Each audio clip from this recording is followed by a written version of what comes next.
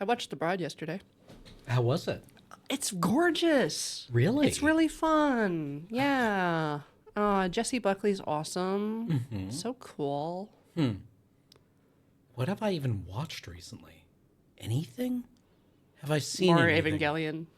Yeah, rewatched Evangelion. You know, the huge. The Terror. Yeah, Terror, Cosmos. Chernobyl? Yeah, I've fallen off Chernobyl. Okay. I find it a bit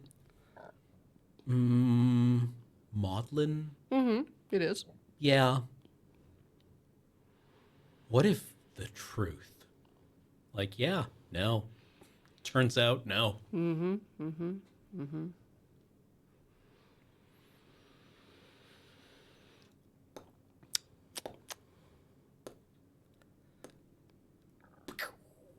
Started listening to a new punk band for me, new for me. Lambrini Girls, Oh, English. They're the second punk group that I've listened to this week that has comments about autism in their songs. huh. I've just been eagerly awaiting the new Boards of Canada. Which should have lyrics about autism in their songs. I mean, it's kind of implicit. I feel that's understood.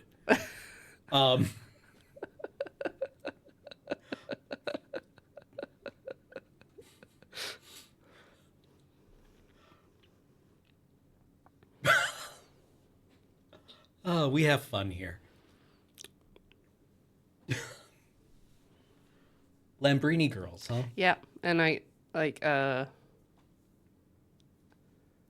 I even say the name of the track? No, I can't say the name of they've got a song about being a C word 101 and it's kind of fun. Nice. It's a fun little anthem song, Nice. Nice. which I recommend people listen to. But I Can't say it. not in Canadian English. Oh, yeah. It's no. an Australian word. Oh. Doesn't translate very well. Doesn't translate very well. I mean, I guess Yes. bud. Bud. Bud. Yeah. Pal. Pal.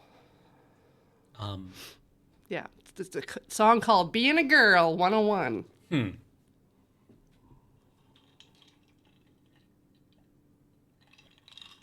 It reminds me of the time that a prof was telling us about how in her university where she did her undergrad, the comparative lit department was its own branch under the English department. Yeah.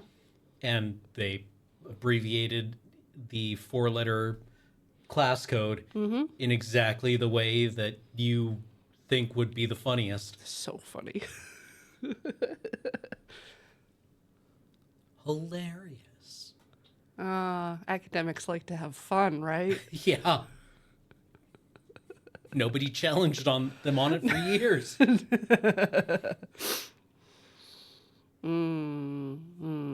What else? What else? What else? I watched the first season of Shrinking. I enjoyed it. Weird to see Jessica Williams hooking up with Jason Segel. Not a thing I expected to see on screen. The characters are fun. It's kind of a fun show. I'm starting season 2. I just keep thinking about how it's been 1 year since Andor came out. Or finished, really. Yes. Yeah. Andor's over. Hacks is almost done. They finally did a gay episode. Really? Fine. Yeah. They gave the people what they want. No, they did a really good job on that episode. I have just been not watching TV or movies, as it turns out. I've been trying to read. Been reading more. I read The 20 Days of Turin, Okay. which is a new translation of a kind of like cult 1970s Italian novel. Anything to do with the Shroud of Turin? Or is it just the location? It's just the location. Okay. It's, you know, the I want to know how Dan Brownie it is. Oh, not very. It's like this guy who is investigating years after a rash of murders committed during a bout of citywide somnambulism. All right. Yeah, relating to a library. Okay. Yeah, and I'm like, these are all things that Hell I'm yeah. really here for. It's kind of Borgesian, you know, rather than Dan Brownie. Yes. Then I also picked up There's No Anti-Memetics Division, which I think might just be the Diet Coke of Annihilation. Oh no. Oh no. You're like, should I just read Annihilation? Yeah, man, I was just like, I kind of wish I was reading Annihilation right now. Like, there's some interesting stuff going on in here, but it's definitely like, it reads like fan fiction about control. Or, like, it's an SCP. Yeah, outgrowth, I know. Right? Yeah. Well, memetics, like what else is that going to be? Yeah. But like when you can see the genetics reaching back. Noted Homestuck fan Borges. No, not actually. Not actually. No, not Not actually.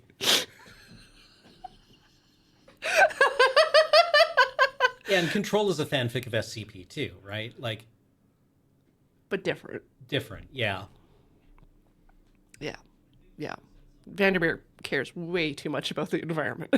Yeah.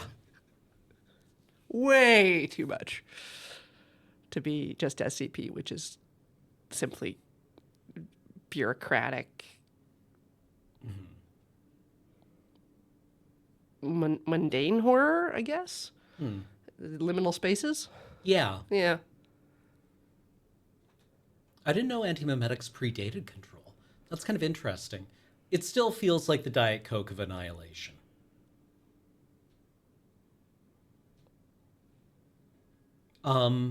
Canadian friends, where to get a responsibly sourced couch and sweater? There are places in Victoria that will sell you Couch one that and has been sweaters. made by, like, Yeah. you know, an authentic practitioner. You can find them online. You know, be prepared to spend anywhere from like 6 to 8 to like up to $1,000 on one. They're not casual pickups, No. but they will last you a long time. I love the story about how couch and knitters were so used to the like their the fibers that they basically had to like spin Yeah. out of tree fibers, I think, that when they were introduced sheep's wool, it was just kind of like a childlike material for them. Right? This is like something you could give to a 6 or 7-year-old. Yep. And they would be able to generate acres of fabric. It's like, whoa, easy mode for babies. Yeah.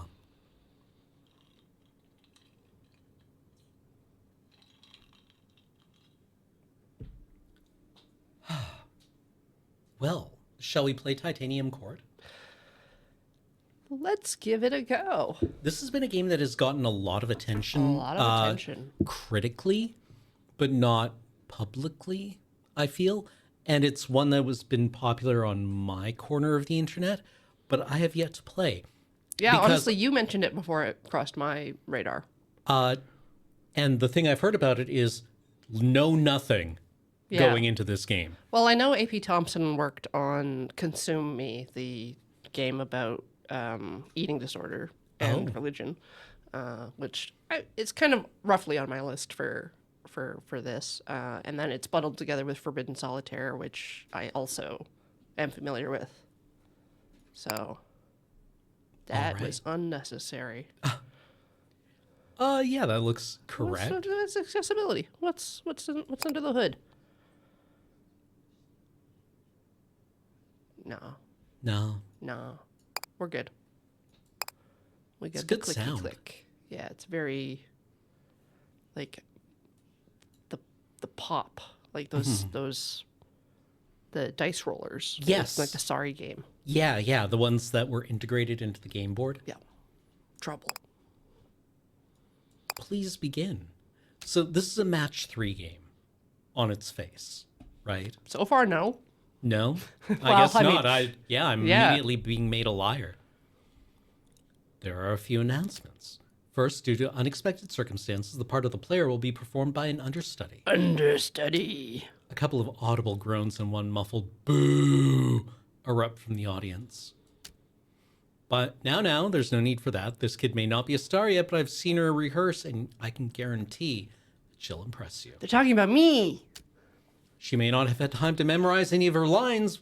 Well, neither have any of you. Oh, I've done this in Final Fantasy. Oh, is this where we have to sing the opera? We have to do the love opera. We have to send the paladin? Oh.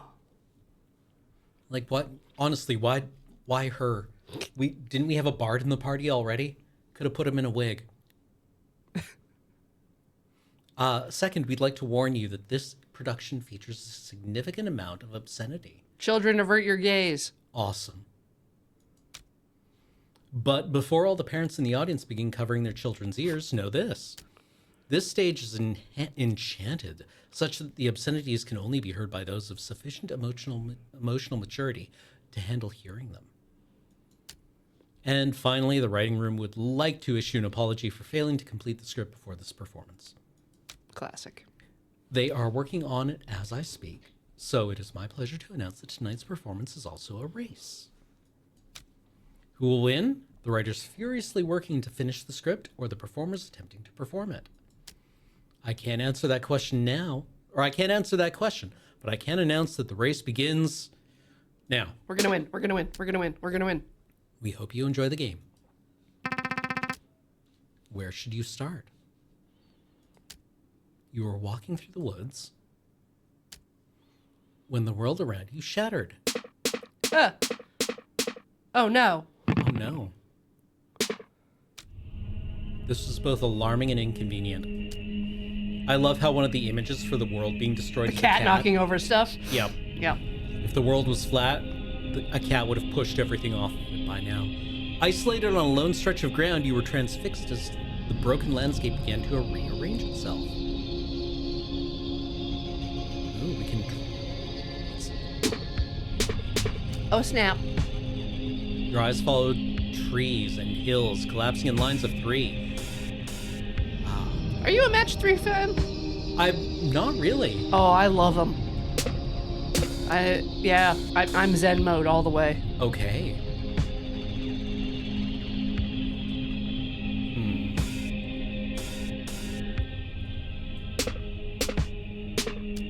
Nice. You pass the time this way for who knows how long. Keep going. Okay, just keep matching 3s? Yep. I guess you want to do them near the bottom, right? You want to do whatever you see. Okay. Let's drop that back down. And then we can go like so. Till the court slides into view. Ooh, at first you weren't sure if you could trust your eyes. There it was, a great shining structure among the rolling landscape, something stable and enclosed, a shelter. You kept your eyes on it, hoping it would draw close enough that you might peer inside its windows. Okay, we're trying to get there. Cool. The court appeared to be able to move freely through the broken landscape, disregarding lines of 3 as it approached your position. Yeah, you can just slide it. Oh wow. The shattered landscape lurched. With a little warning, the forest snapped back together as if someone had pulled the knot of reality tight.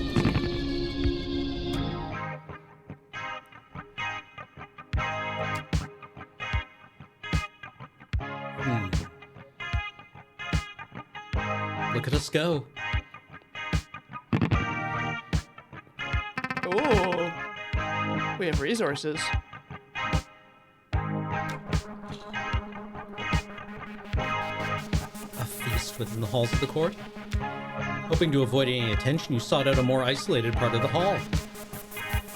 An empty table near an exit where no one would pay you much mind. A sound plan, except...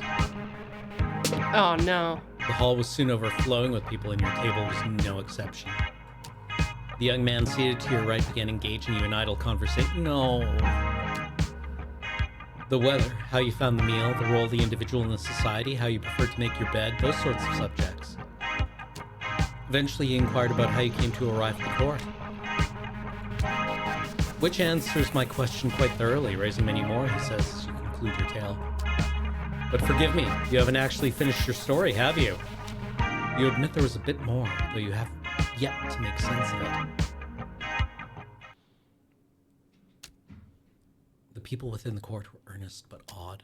After your arrival, you attempted to get some answers about your whereabouts and the strange circumstances outside, except they spoke mostly in riddles and nonsense, didn't they? They did. Let's find out where you are. Okay. Man resting in So the we can shade go of a talk to tree. someone. Oh, let's talk to the children at the blackboard. Oh, okay. Magic. They appeared to be a seminar of some sort taking place in the courtyard. A seminar on magic, if you understood the text on the blackboard correctly. So, okay. First you take a metaphor, and then you stretch it really thin. Right? Like, really thin. So then you forget its original purpose. Then you inflate it. Right. Inflate the metaphor. I prefer to use my lungs for that. Then, as it's inflating, you twist it like, hang on. So, like, so. You still following? I think so. And hold on. Ta-da! There. It resembles a dog, a delight for children and such. Okay. So what happened to the metaphor? It's a lovely little balloon dog now. I see. They seemed a bit busy, so you left them to it. Hold on, are you seriously going to tell me about every individual conversation you had in excruciating detail?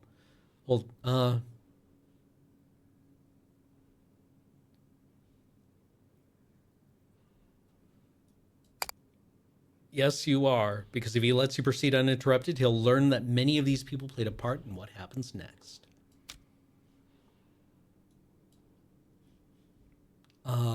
Is that a puppy? Well, click on it.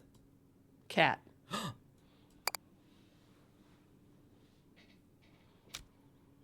Meow. Overlook. Your questions are numerous but inconsequential, for they overlook the current crisis. Meow. What crisis? Why, the crisis whereby my dinner is late. Meow. It is so late, in fact, that I'm not certain the concept of dinner isn't something I invented in a fugue of hunger. Meow. Meow. All the other societal issues are mere trivialities in comparison to my plate. Please, stranger, might you fill my bowl, thus ending this ravenous standoff? A woman behind you laughed. Oh, don't listen to him. He's been fed twice today already. Why are we whispering? I don't know. A woman in a helmet doing her taxes? At a picnic table? Said the woman, I would love to tell you where we are, friend, but I haven't even figured out where we aren't. She gestured at a stack of maps on the table behind her. We're not in any of those places. Or at least we weren't. Who knows if that's true now that the tide has come in? You attempted another tactic, hoping to glean some information. Perhaps she could at least tell you the name of this place? Oh, we just call it the Court. The full name is the Court of... I forget. Something like the Court of Aluminium? But it starts with a T. The Court of Tungsten. I don't know, maybe. I'm new here, and I'm bad with names, but at least I can give you mine. I'm Robin. From One Piece? No, looks more like Robin from Stranger Things. Oh. She held out her hand, which you shook as you introduced yourself. Now, if you'll excuse me, I should try to sort this out before the tide settles again. All right.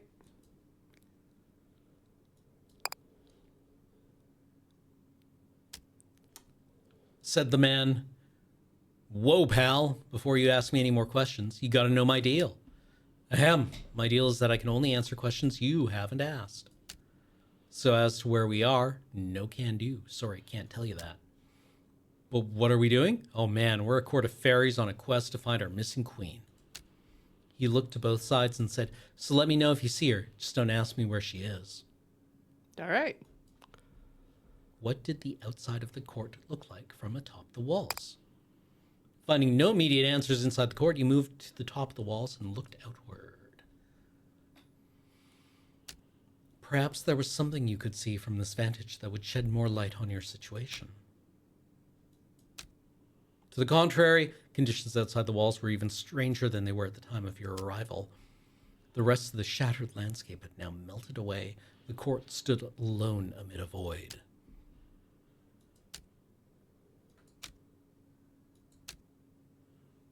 But not for long. Like a rush of water, new surroundings began to surround. Oh no! Much of the new topography was familiar to you. You could identify fields, water, woods, and hills. But there was something else to see. A menacing group of other courts were also part of the landscape. Oh, and they're armed. They have little soldiers. You were not alone in noticing these. Someone shouted, "The war! The war! The war is here!"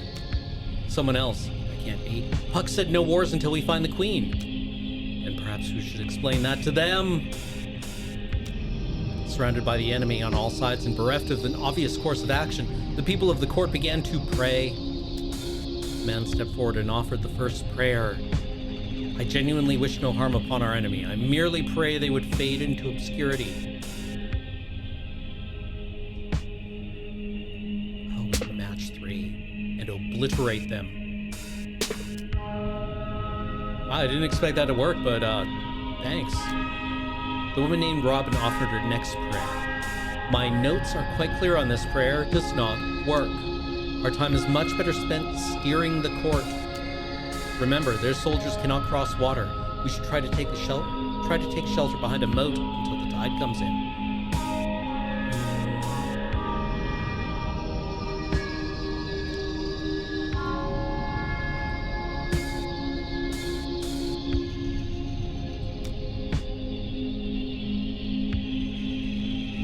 Okay. Hills should also slow their advance, so for my next prayer, the next prayer did not belong to Robin. The next prayer belonged to the cat. So long as we are making demands of God, then my wish, as ever, is to be fed. Yeah, true. Probably didn't notice, but something just happened over here. Yeah, we've been acquiring materials. What happened is by matching fields, the court has just acquired more food. Similarly, other parts of the battlefield can be matched to earn water, log, or coin. Yes, I suppose that does seem correct. None of those fairies in the court will tell you this. Their religion forbids them from acknowledging the existence of the user interface. But I am a secular tooltip. I fear no god. I will do my best to provide you with this vital information. You're welcome. Yes, more of that, please.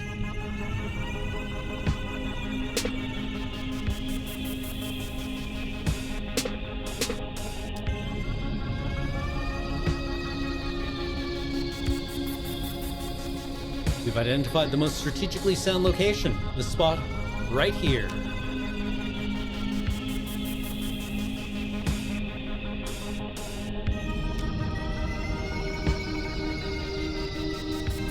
Any time for one more move. So the clock and the time left Robin alludes to is, in fact, this unassuming progress bar at the edge of the picture. Much like life, every move you make will deplete some of your remaining time. Oh god. What? We're mortal? If we have only time for one prayer left, what do you suggest we ask for? Well, we might as well pray for a miracle.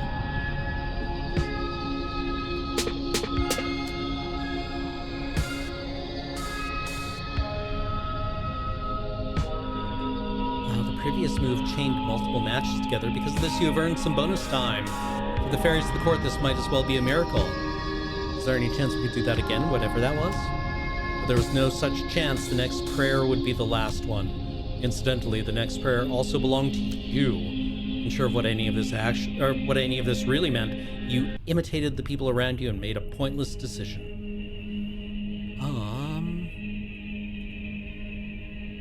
There's that. There's that.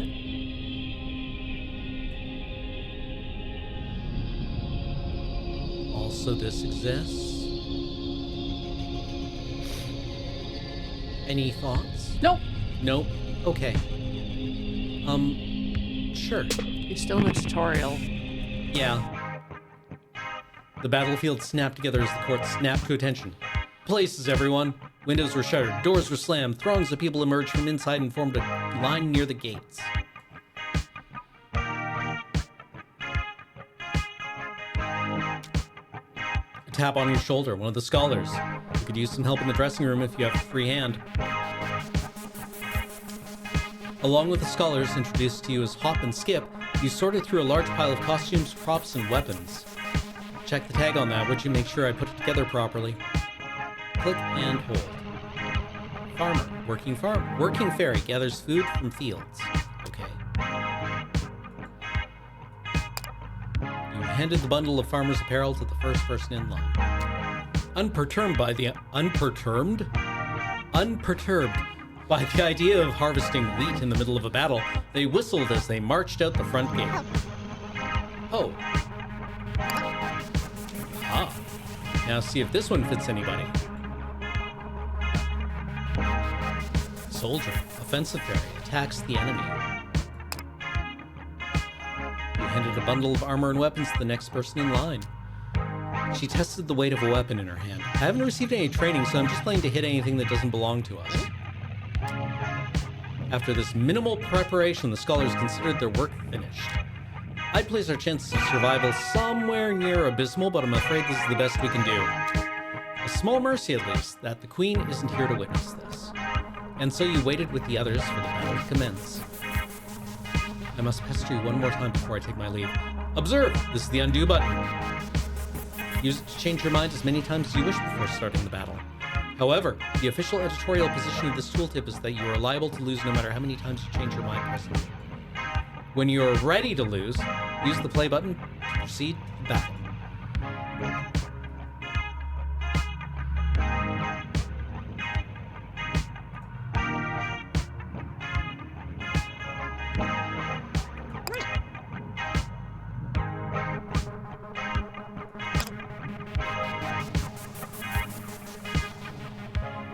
Make one more. No, you can't.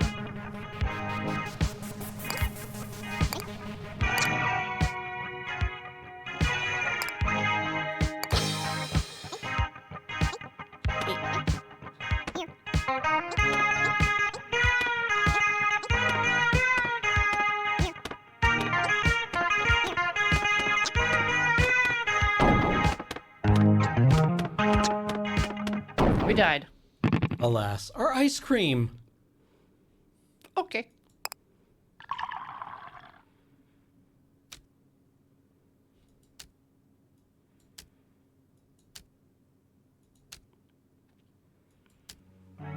The man to your right is beside himself with laughter. Okay, so our court, caught off guard by a sudden war, stumbled behind enemy lines, made a token attempt at resistance, and was summarily toppled. Do I have that right? Yes, that does appear to be the accurate summary. Well then, I'm certainly glad I slept through that. Huh. As you look at your surroundings, a switch flips in your mind. Your own story makes little sense now that you think on it. How did you... Your companion pats your arm. Don't worry about it. If our court couldn't withstand physical destruction, we wouldn't last 5 minutes in the pull of the tide. But enough of that, it's about time I made some introductions. As you've narrowly avoided learning, this place is called Titanium Court. Meanwhile, I have the honor of being the steward of the court. My name is Puck, although my lovers and enemies call me Goodfellow. I'm chief advisor and friend eternal to our fair queen. As fancy as that sounds, in practice it means he's unemployed. One of the scholars, the man named Hop, has approached your table. He appears to have had a drink or two, or 4. He pulls up a seat between the two of you and assumes a jovial attitude. Guess the queen stood us up, eh, Goodfellow? Lucky for her, I'd say. I'd skip town too if I knew what a sorry showing the court would make. But on the plus side, we can continue draining her wine cellar. Now, are you going to help me with that, Goodfellow, or are you just going to stare at me? I wouldn't mind either way. Puck, staring at the scholar, mouth agape, slowly inhales and pinches his nose. What fools these. How drunk are you, Hop? The queen is right here. I've been speaking to her for the entire feast.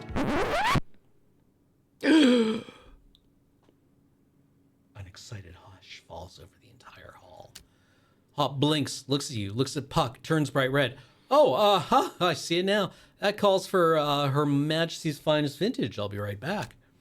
As Hop makes a quick exit, you look steadily at Puck and shake your head.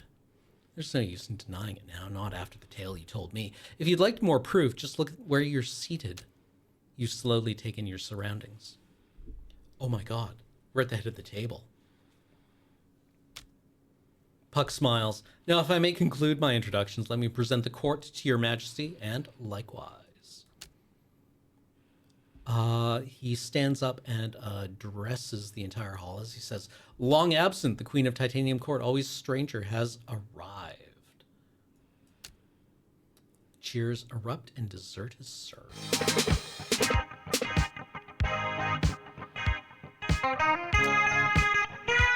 To your left, Hop returned with an armful of glasses and bottles. And about time, too. Good fellow, did you hear about the war yet? I love how we're listening to, ska. Yes, this is ska. Yeah, absolutely. Chapter 1, a place beloved only of clowns and... Oh, I skipped it. What did I do that? And then, just a short while after the feast, the court returns to war.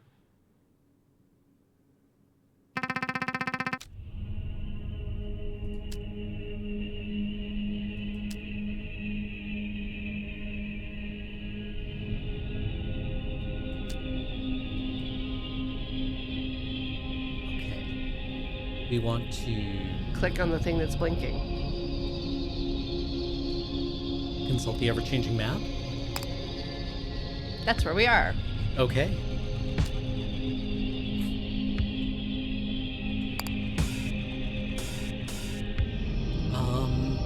Okay.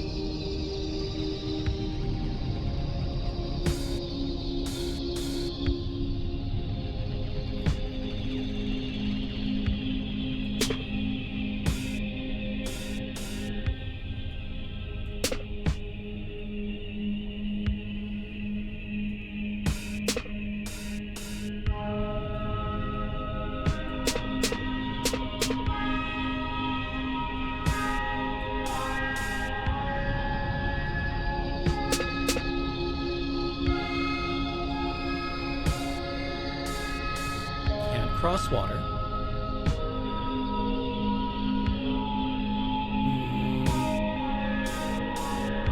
I would like to drop these, or...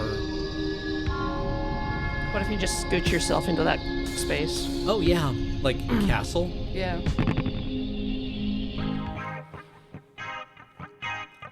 Should be able to recruit enough soldiers to deal with this. Yeah. Yeah.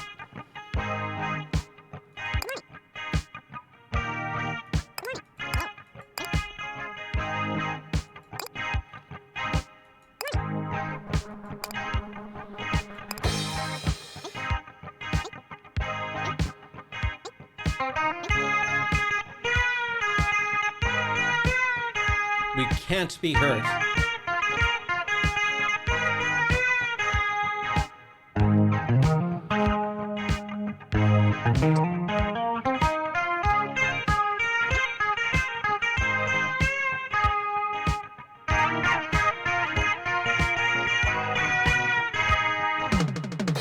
Enormous success.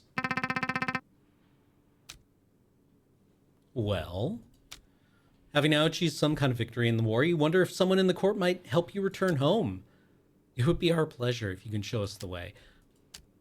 Also, that was only one battle. There are many more to come if my notes are to be trusted. Okay, well, if you understand this map correctly, even if it is a map, there appears to be some sort of signage just ahead. Perhaps if you can reach those signs, you'll learn about where you actually are, along with how to get home. And to reach them, we need merely be swept forward by the tide as we have been all along. Convenient.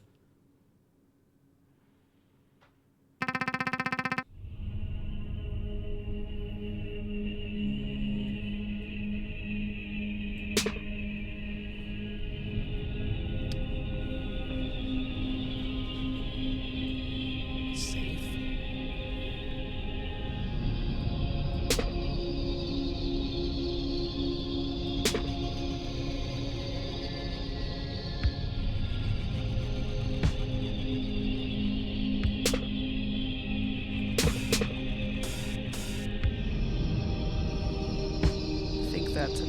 one soldier.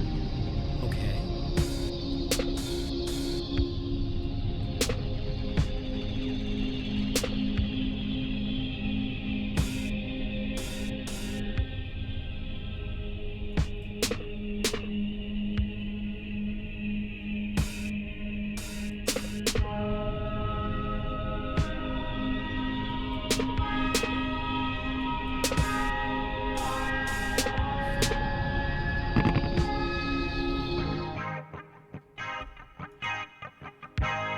Ooh. Oh. Hmm. I guess we have to crack the safe the normal way.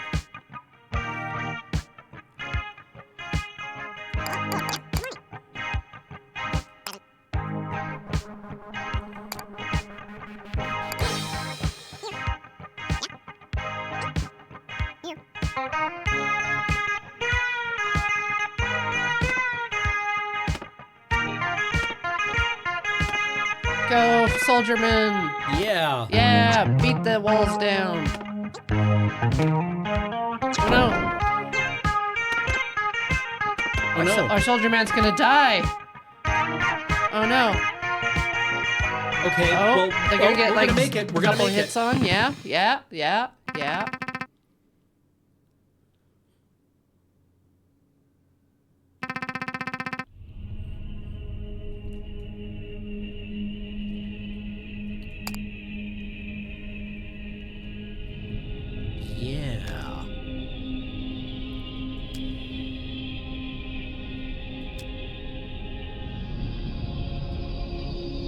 Yes.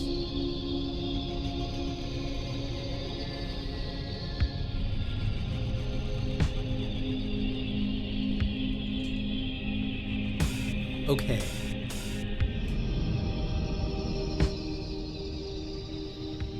Wonder what the pumpkin is. I'm curious.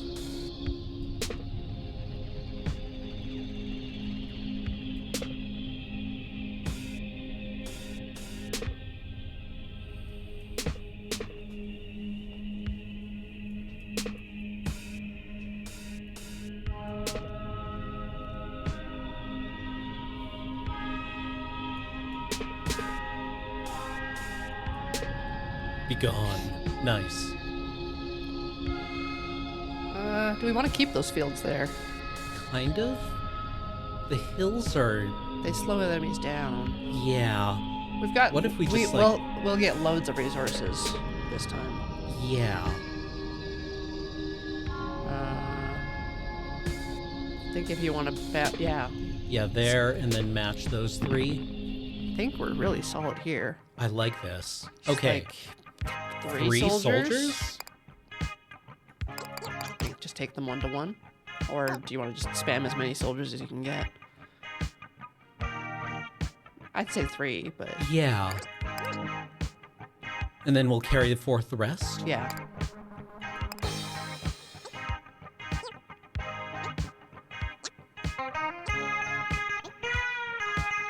So they should gang up on that one.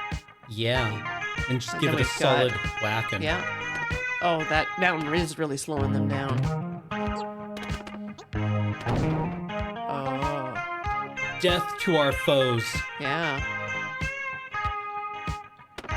Incoming foe hammer. Nice. We're so wealthy. Okay. Getting close to the sign. Birdcage. A menacing birdcage suddenly appears in front of the court. Your Majesty, I have notes on this foe. Let me know if you'd like to see them. Goodbye. Here's what my notes say. First, at the start of low tide, the birdcage will flood its surroundings with water. Great. Okay. Following that, the birdcage will attack the court with birds. Oh, Fighting it may prove tricky. If it's always surrounded by water, the court soldiers will be unable to reach it. You agree. You wonder if there's another approach the court could take. Either way, you thank Robin for the information. Would we move the court next to it? I don't know.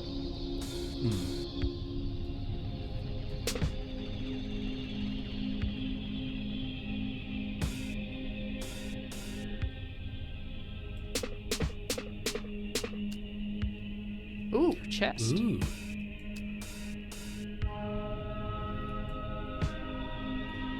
Keep it in sight until low top. Dang it!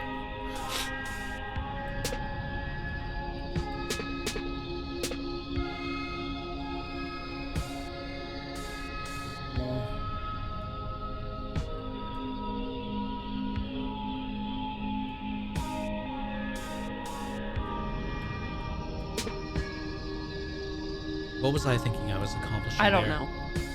Very mysterious. That's a lot of birds. Yeah, that's a shitload.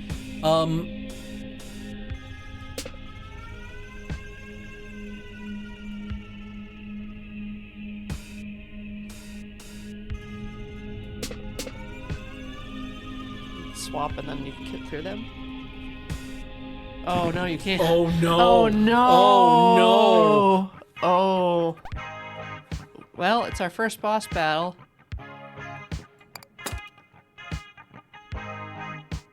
Get. Okay.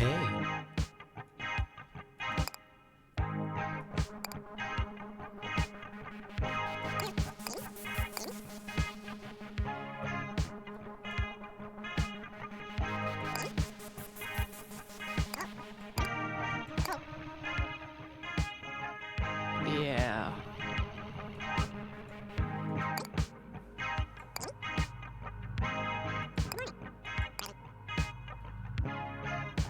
Okay. That's all we can do. Other than, yeah, we don't need more farmers. They'll get killed. Yeah. I love the little noises they make. Give them a whackin'. Give them a whackin'. Whack harder. Oh, we're taking whack damage. Come on. Form a wall. There we go. We got 'em. We got him.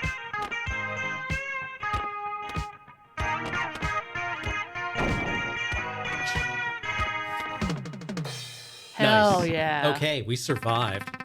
Good work, team.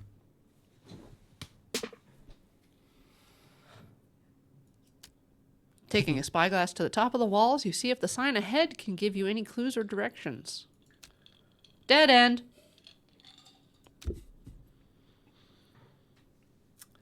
Oh, I know this one. This is a memento mori. I hear they're popular among mortals.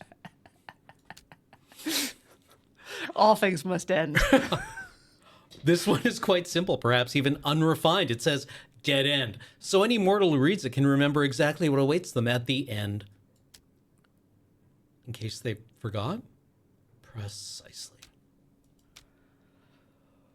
Okay, where you're from, this sign generally means that you cannot proceed any further.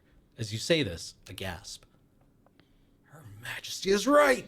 The court is not facing forward. We've been letting the tide carry us backwards ever since the feast. Well, in that case, how should you go about correcting this misalignment? The cat responds to this question by falling asleep on your lap. The beast is right. A good night's sleep should return the court to its default state. And so the court decides to retire early for the day.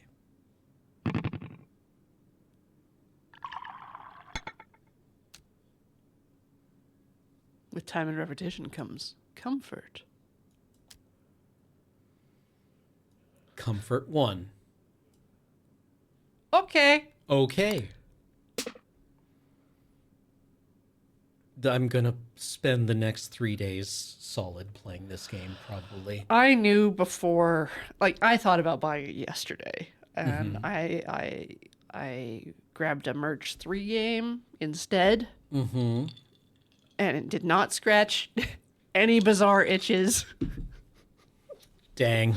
So, this is gonna be a problem. The bed is strange, not just because it is not your usual bed, but because it is also not the bed you fell asleep in. Puck told you any room with the court might be the Queen's, so you parted with him at the first room you found that wasn't already occupied. A small chamber beneath a staircase, a twin-sized bed neighbored by a nightstand and a lamp, a small desk in the corner, no windows. Meanwhile, the bed you awake in is queen-sized and contained within a spacious chamber that opens onto a balcony. That's more than a Juliet. Yeah. Oh, one of the theater downtown, the Queen Victoria, Yeah. is playing Romeo and Juliet. Romeo plus Juliet? Yeah, Romeo plus Juliet. Oh, man. I was watching Guymont Spelling Bee, and they did a round that was all Baz Luhrmann films, Wow. which is really funny. It was also really funny that from screenshots, I could recognize 3 of the movies. I have not seen his breakout movie. Oh, neither have I. All I really know is like Strictly Ballroom. Romeo plus Juliet, Moulin Rouge, Across the Universe, Great Gatsby. Great Gatsby, right. I haven't seen Elvis either. Elvis was his? I'm pretty sure, wasn't it? Huh. Wasn't Elvis a Baz Luhrmann? Or am I wrong? But I do love Moulin Rouge quite a lot. I imprinted on that one early. Nicole Kidman can do whatever she wants. What should you do here? Take stock of your possessions. You look over the scant possessions that were on your person when you arrived at the court. Everything appears to be where you left it, with one irritating exception. Sometime between your arrival and now, you have managed to misplace your keys. Fuck! In a way, you suppose you also managed to misplace the locks those keys are intended for. A mystery, admittedly, of much greater concern than the missing keys. Disco Elysium. Oh, he did Valerian. Oh, that was not God. good. No, we're Yeah. not thinking about Valerian. Yeah, that one was a letdown. Lucy. Do I have any feelings about? No, blank. But like, Romeo plus Juliet, That's a banger. yeah. Yeah. Wall to wall. I'm still impressed after nearly 3 decades. No, Yeah. 3 decades. Yeah. That they somehow contrived every possible way of keeping Leo's hair wet in that movie. Yes. Like, there was always a reason for his hair to be wet through that entire movie. Maybe I'd double feature it with The Menu. Oh, Valerian was Luc Besson. Yeah. Oh, that makes sense. Yeah, speaking of guys who suck. Besson. Yes, because it's Fifth Element, right? Yes.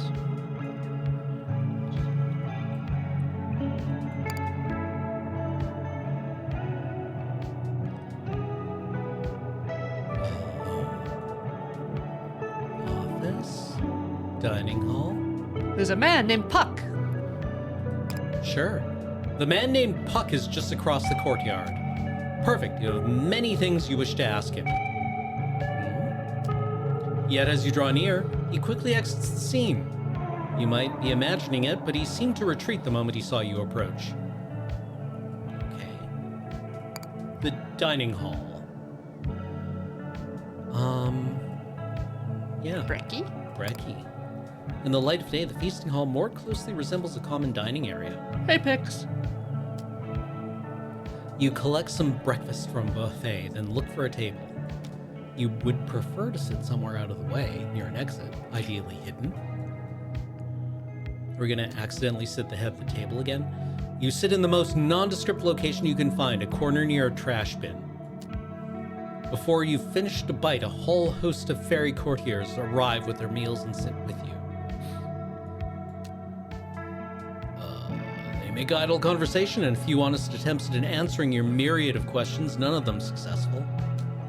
As you complete your meal, you idly note that your table is now the most lively and boisterous table within the hall.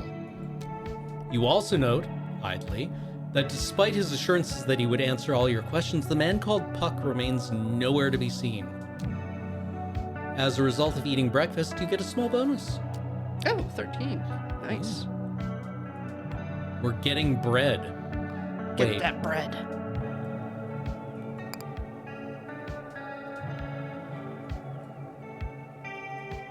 Ooh, window. I love windows. There are some dogs catching frisbees in the courtyard just out of frame. One more? Yeah! Rule of threes. Apparently people are using that now as an AI tell in text. If The it rule of follows the threes? rule of threes. And they refer... First, they came for the M dash. Yeah, no, I'm fighting people on this one. Jesus The Christ. rule of threes is thousands of years old. It's natural. There's nothing more natural than the rule of threes. The reason it turns up in AI text is because it turns up in all of our text, and AI was trained on our text. Same thing with the M dash. The way you can tell AI written text is that it's obsequious and full of adverbs. It's trying to sound sophisticated, which is why managers love it. Yeah. There's just so much bloat Yep. to say nothing. Yeah. Also, the clauses don't really follow one another. It can't make arguments. It doesn't know how to write an essay because it doesn't have any kind of concept No cognition whatsoever. Yeah, none. It's just matching shapes. Yep. Like us. Here. Playing Titanium Court. Wow, that was smooth, Cameron. Let's take a break. See you soon.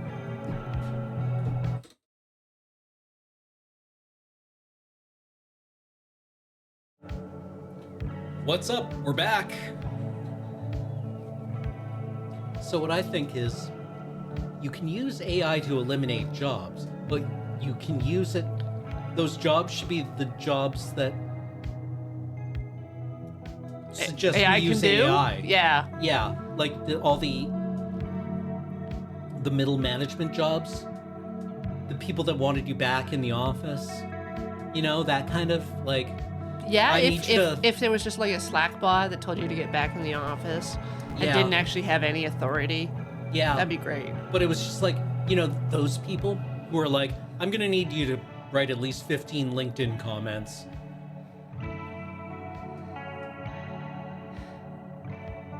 Right? The people who email back and forth, the CEOs, executives.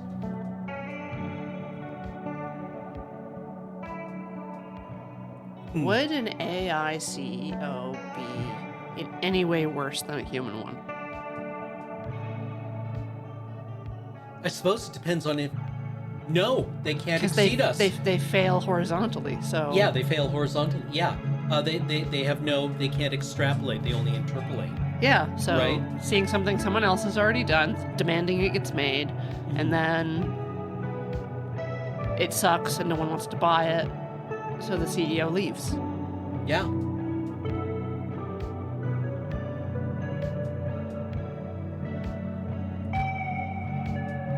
Yeah, that's right. Yeah, like a CEO's real job is to kind of like manage shareholders. If you have Right. shareholders. Yeah. If you have, like, what, a public company?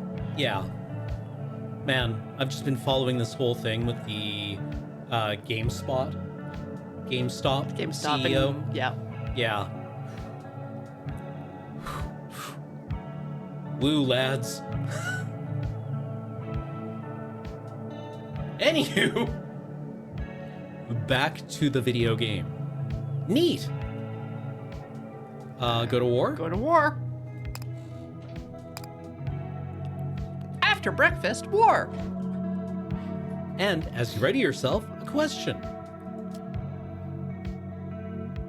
Your Majesty, is the intensity of the war to your liking? If not, feel free to adjust the thermostat.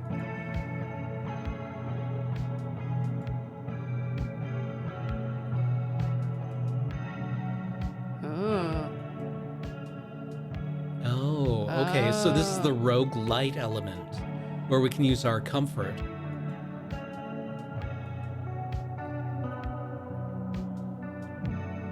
Don't know what that means. Yeah.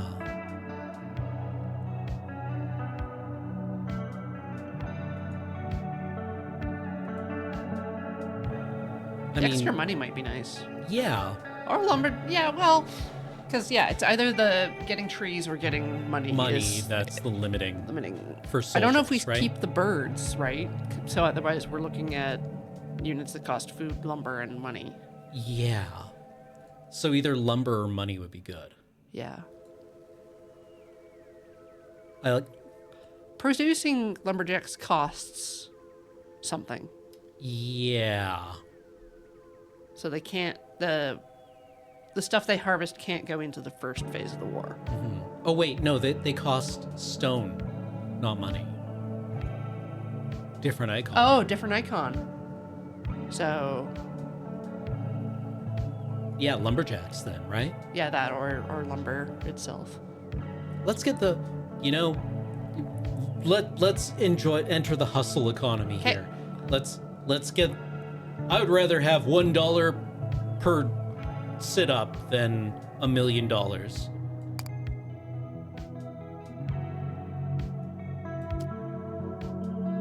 Proceed at max comfort level 1. Okay, so can you be certain the court is facing the correct direction this time? No.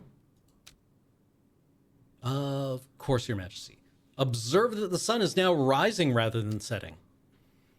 Okay, very well. You suppose you'll attempt to reach those signs again, although you doubt you'll find anything useful.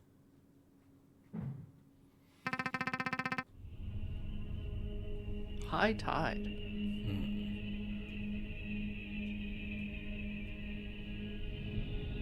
I would like to obliterate all of these at once, you know? You could do those and then those, but that's... Sorry, which one's the verticals. Oh, yeah. Yeah, there we go.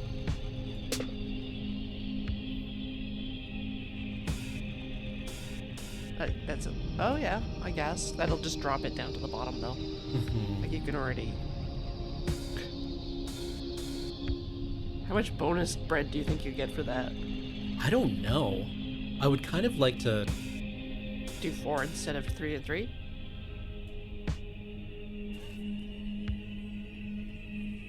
Difficult, you know?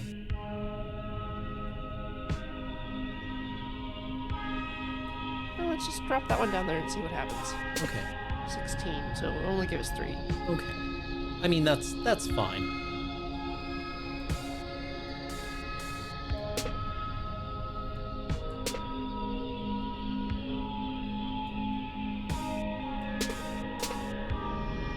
So we can get 1 soldier. Maybe that would.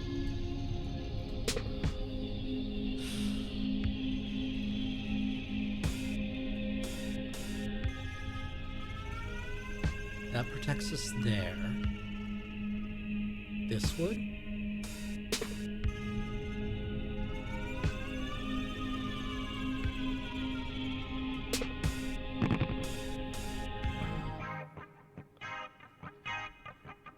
Box. What's in the box? Oh, Oh, water and food. yes.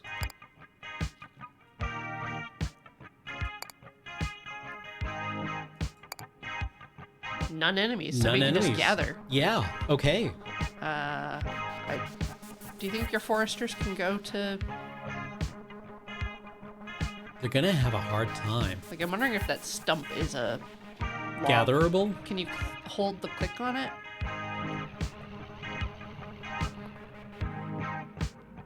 Like, that doesn't tell me what it gets.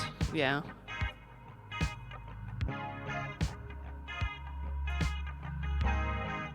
Flammable is an interesting word to include here. Yeah.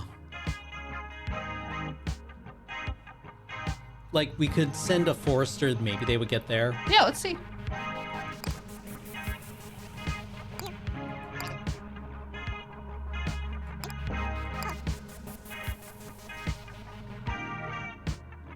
Like, do you want to just spend all of your water on getting food?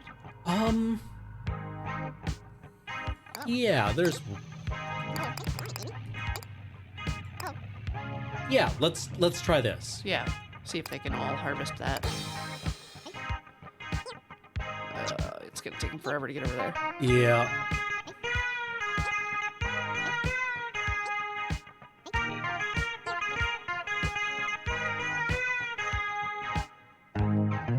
Oh! Oh, they made it. Yeah, okay. Oh, let's... Do we get it if they don't make it back in time? They're gonna make it. They're gonna make it! Oh, they get recalled. Okay. Okay. 60 food. Yeah.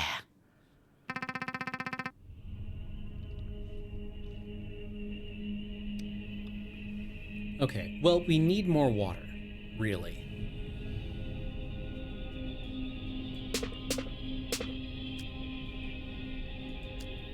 Your Majesty, that shop is neutral to this conflict. Devastating. We should strongly consider stocking up on supplies. Of course, that's only if it stays in view. If it disappears before low tide, we'll have to wait until we pass another one. Okay, so don't.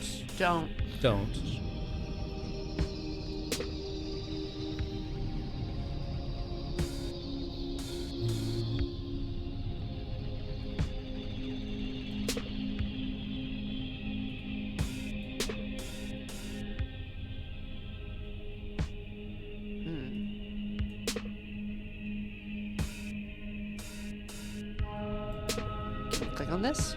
Oh, Okay. okay. So we have $2. If you understand how money works. Not really.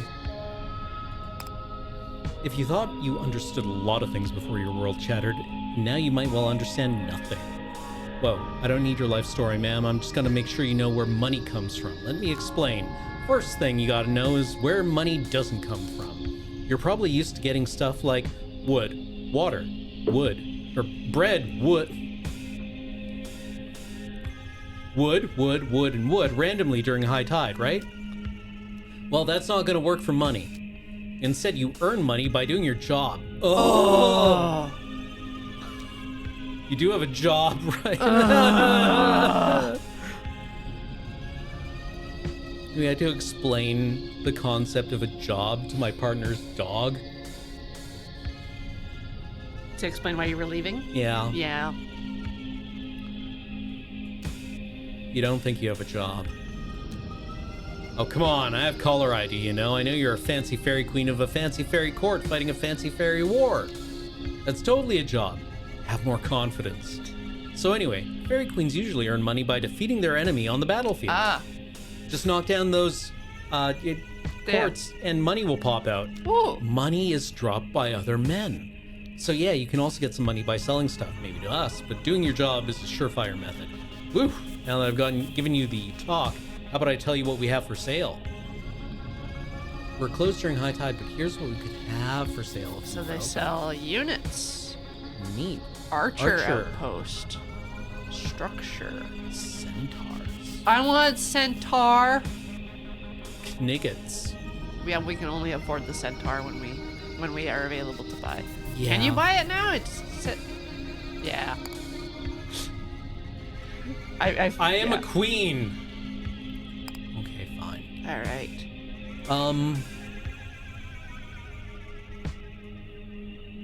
Yeah.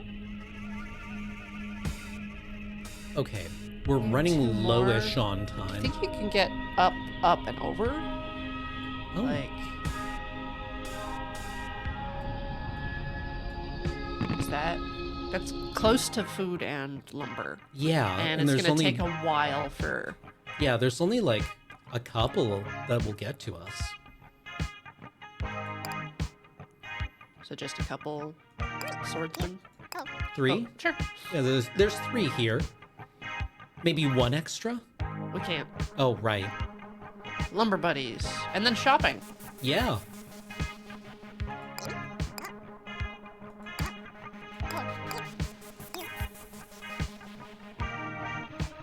Yeah. Actually, we've got a lot of woods around here, so 1 more. Where are you guys going?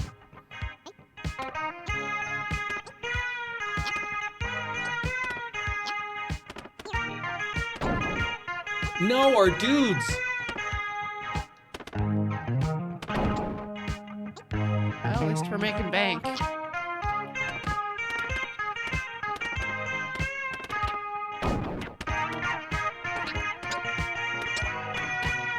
They've murdered all our mans.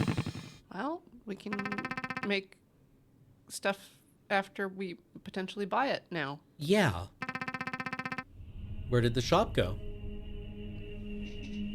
It was available before you bought units. At low tide. I'm so stupid. It's true, there appears to be a billboard of some sort among the scattered elements of the terrain. You go to the outer walls of the court to get a better look. You need law. Says Robin, that thing gives me the creeps, Your Majesty, as if we're about to be sued just by looking at it. You agree, it might be best to look away lest you draw some unwanted legal attention. Okay. Yeah.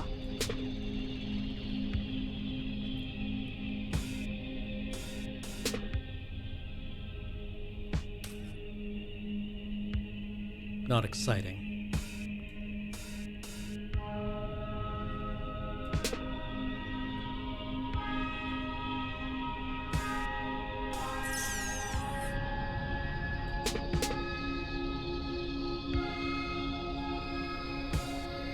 At least there's only 3 enemies, so if you can get some more stone or hide further away. Yeah. Well, that drops us quite a bit.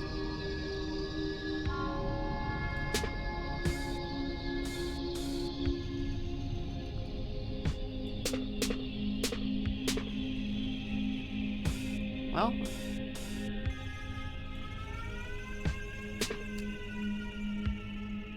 another billboard? A market!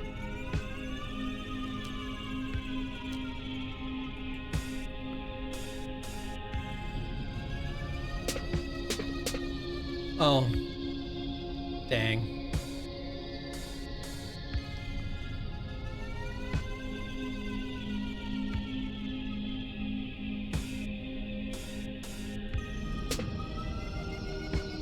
Well, there's another market. Mm-hmm.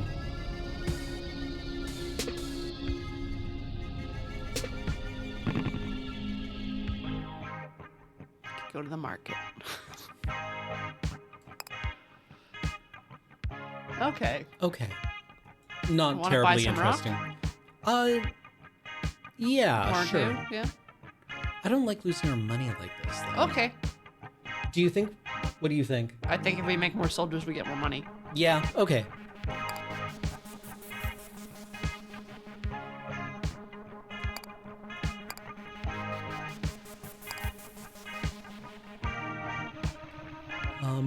Yeah, just a bunch of them, right? 3 or 4, yeah. And then We've a got couple of some woodsmen, lumber operators, yeah. a couple of farmers. Food boys. That's probably good. Yeah.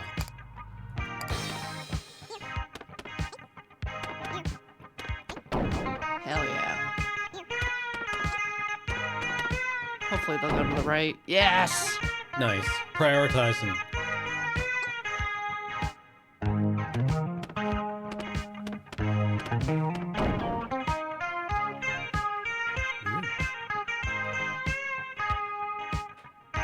Have at thee.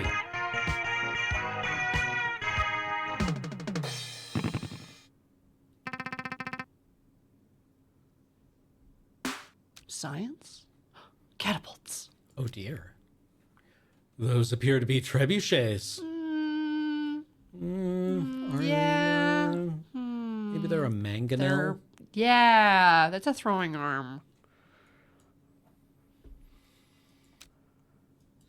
They don't have the vertical bar for the catapult, but they have a scoop, unlike a trebuchet. Yeah. Yeah, wouldn't a trebuchet also just have like a sling arm? Yes. Yeah. Very well, my queen. I retreat in the face of your overflowing wisdom.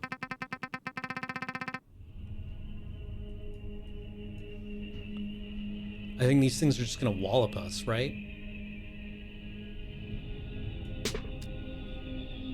Ooh.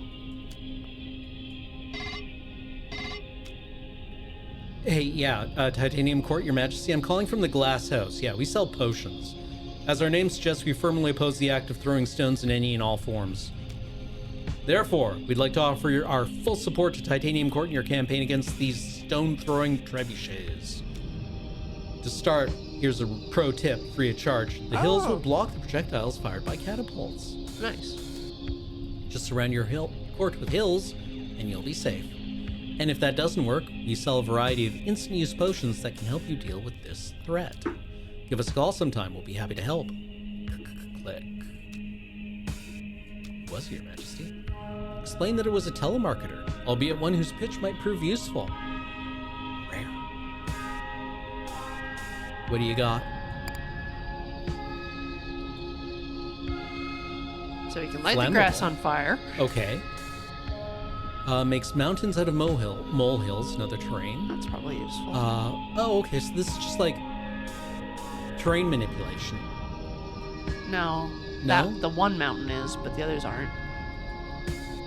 This... Okay. Yeah. So you can... Well, I mean, fire, I guess, is terrain manipulation.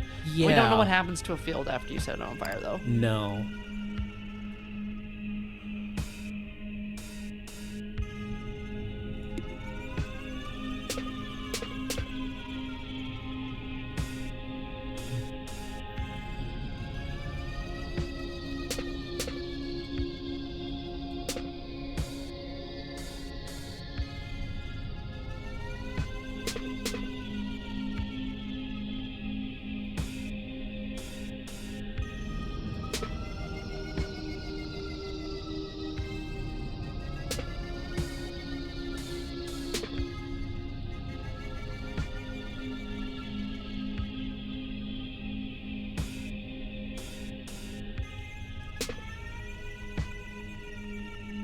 And if you swap with that rock, does that get you mostly blocked, you think? I think so. That looks good to me.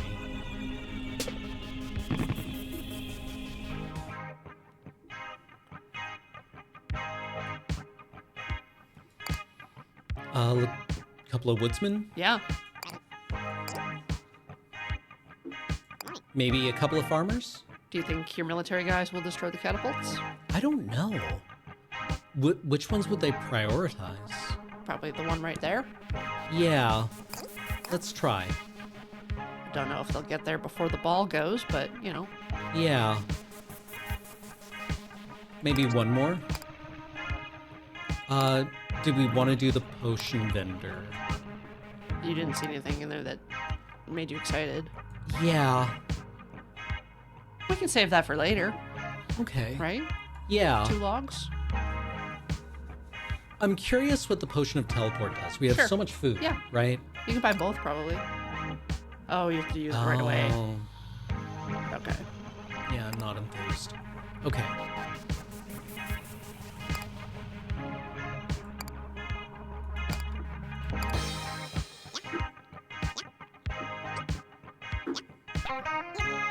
Oh, killed one of our mans.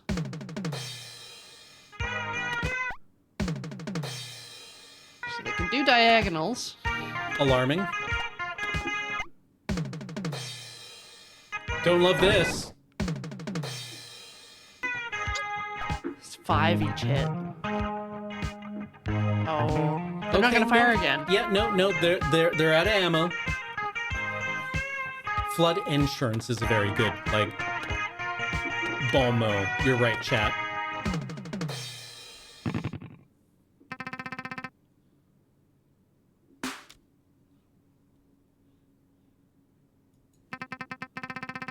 You said fewer. I feel lied to.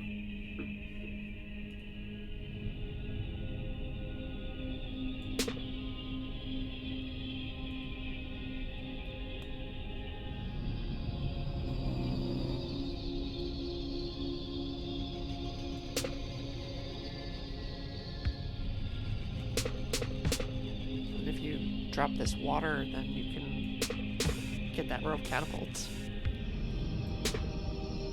Great pattern recognition. And if you scooch to the right, I don't think any of them have line of sight on you. Yeah.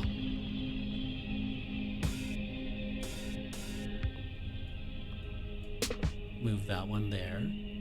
Honestly, if you moved that one over too, there, yeah. That seems great. We don't really have anything to gather, right? No. Well, I food. suppose we could get over to the food, maybe. And I'm sure our soldiers could get through that mountain in time. Yeah. I don't know. I didn't see if we got money for Let's pay attention this time. Okay.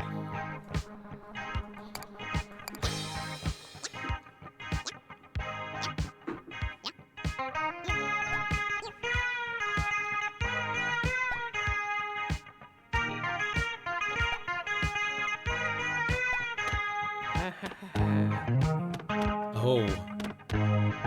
They're taking a There it thwacking. is. Yep, got money. So, we're not gonna get another one though.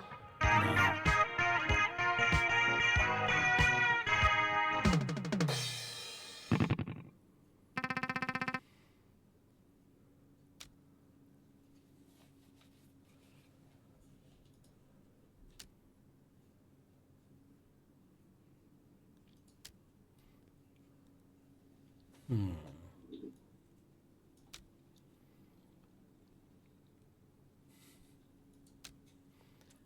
Okay. Oh, let's pull over somewhere and draw you a map.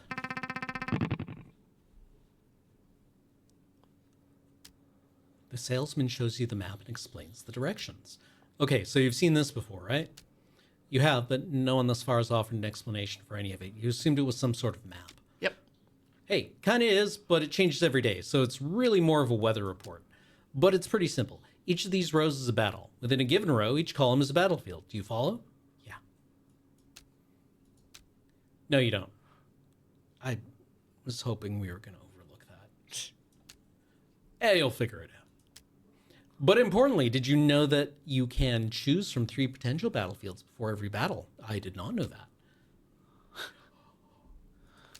Anyway, here's where you're at right now, smack in the middle of the war.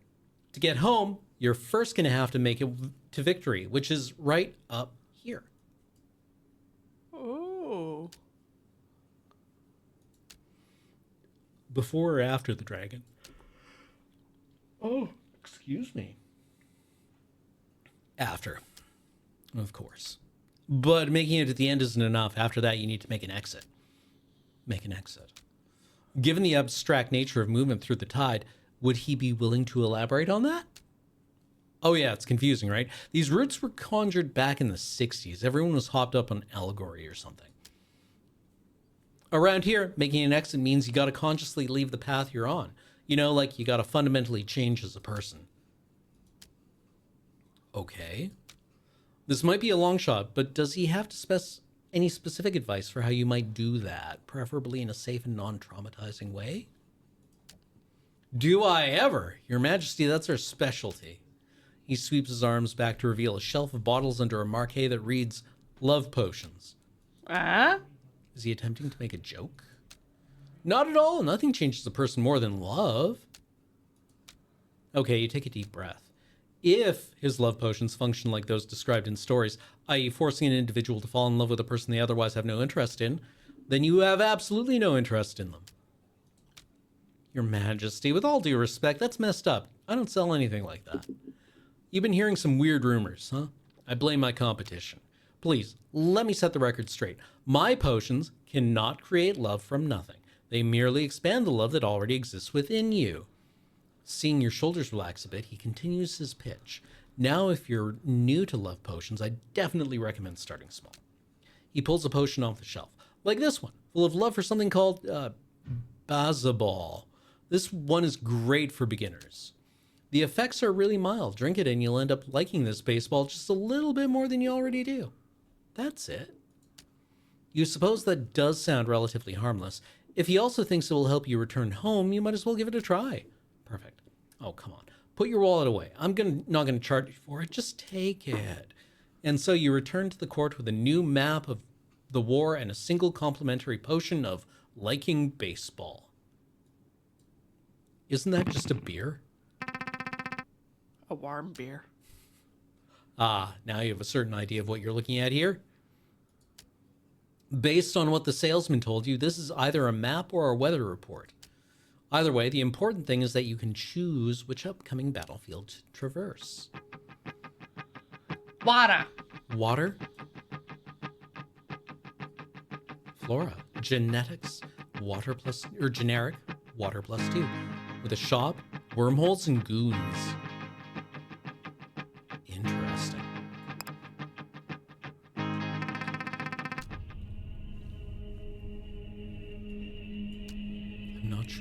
them, Your Majesty, but those things are bad news. The tides seem to group them with enemy strongholds, but they never disappear when matched. Instead, they appear to merge with their neighbors, retaining every soldier those neighbors possess. Huh. If prayer actually worked, I would pray that we do not see them grow. They remain harmless as long as they're empty. So they'll replicate any court they're next to? Maybe. Is that a hard hat? I thought it was like a sailor's hat. Maybe a sailor's hat.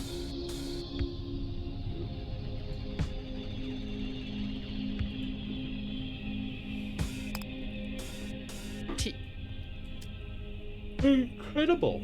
A sign that predates written language and is comprised entirely of a single hieroglyph. I must say it's in remarkable condition for something so old, but what could it mean? Given the symbol, the scales tilting in the favor of one individual, it is clear this sign marks the presence of social inequality in the vicinity.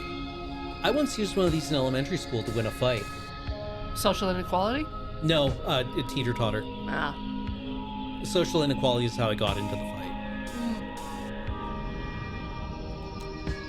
Is that so? How kind of this ancient civilization to offer a warning so we might avoid it. Avoid it? The court is literally a monarchy. Yes, well, the sign is there for a reason, wouldn't you say? Glad we took care of that. So hold on the wormhole? Merges and grows when matched with strongholds. One might expect worms, but none are to be found. Alright, so don't put it in a row of 3 with strongholds. Okay.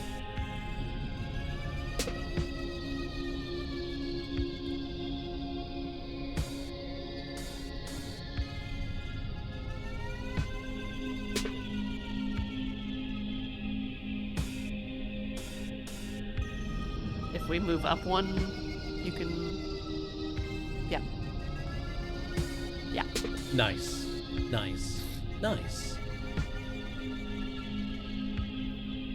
Want to keep the shop.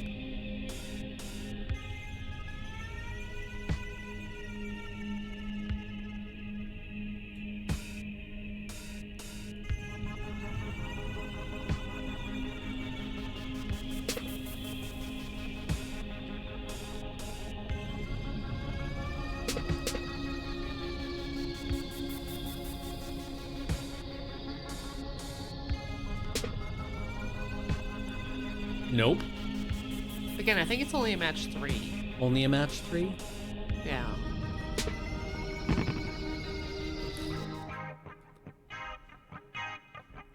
Shoppy! Oh. Double beam. Raise your entire row. I don't think we're situated in a way to make that work. No, unfortunately not. Ranger, working defensive area, gathers wood from forest, defends your court. Nice. We wanted the centaurs, though. Stop by hills. We don't want those right now. No. Let's get some rangers. Okay.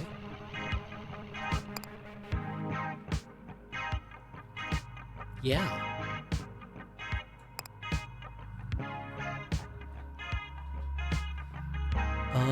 So yeah, they'll go out and they can defend themselves. That's pretty good. Right? 1, 2, 3, 4, 5. And then a gap? Like if we have 5 soldiers, we should be... No, we can only afford 4. Right? Because they're coming in waves. I'd say get the rangers so that they shoot them while they're coming. Okay. Just 4 rangers? 2 and 2. And then we've got a lot of, like, fields nearby. Yeah, get water boys out there.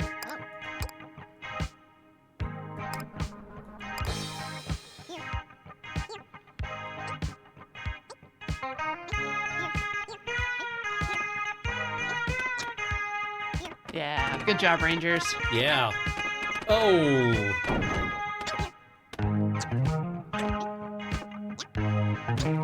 We got our shit smashed. Oh, they're gonna hit us to death. The toilet overflowed. Well, Okay. Time for beer. I mean, wine. Look, the important part is that we drink our way through this. For a short period of time after the court wakes each morning, it drifts through the tide alone, free from its relentless obligations to the battlefield. You found this time useful for exploring your surroundings. Your bedchambers, what should you do here? Could use a shower. Shower. To your mild surprise, the shower, nay, the whole bathroom attached to your chambers is, to put it diplomatically, a bit shabby. Unlike the rest of your chambers, those which choose to stretch and grow with the size of your station, the bathroom remains small and intimate. If you were frequently less charitable, you might refer to it as claustrophobic. Also, the room is clearly built into the underside of a staircase. Various thumps and falls from above the ceiling provide ample evidence that this staircase is well traveled. You aren't complaining. You consider it a miraculous blessing that a fairy court outfitted with trappings of medieval Europe would also have functional modern plumbing. You turn the water and test it with your hand. Despite the shower's appearance, the temperature is consistently warm and the water pressure is high. Hi. Just a completely normal, non-magical shower. Mediocre, even. You suspect that it will be a good reminder of what your life was like prior to absconding with a cohort of fairies. As you step inside and close the sliding door, you quickly retract the previous statement. The high-pressure water. Oh, meta-commentary. Interesting. The subtle ringing noise produced by the shower head. The echoes of the footsteps from the ceiling. All combine to create a cacophonous cocoon of sound and steam. If anything, the shower is perhaps the most magical object you've encountered in the court thus far. You let your mind drift for a while. Connect thoughts. Connect thoughts. You go over the short list of things you have learned about the court this time, in the time since your arrival. 4 soaps. 4 soaps. Oh, more thinkings. More thinking. Titanium Court is a royal fairy court, a place bound by ancient magic to withstand the tide, whatever that is. Just trying to think, like, if we do that, then those two drop, Then right? those 2 drop and you get more. Okay. Hell yeah. We're cooking off. Magic totally exists, by the way. Does that do anything? It moves some stuff down. Yeah. You'll get new stuff coming in the top, which you kind of really want. So do fairies, just so we're clear. Yeah, magic and fairies exist. Yeah. That drops just that. Well, you don't know, because, like, you'll get 2 thoughts lined up here, and you don't know what 3 will drop, so... Yeah. Hey. Yeah. Okay, yeah. You are, however, not a fairy. As a person who has lived a decidedly unmagical life up until this point, you are instead a mortal. Soaps? Soaps. Soap. Water? Do you think? Is it better to, like, do a column or a row in these kinds of games? It depends on what you can see, really. Okay. So, like, if we do that, this just drops 3 down. Like, those 3 tiles down, revealing 3 new up here. Yes. And that's not a problem. Okay, and if we do that, then we get 3 new ones here. Maybe the bottom one is a shower? Yeah, right? Or a thought comes in. Okay.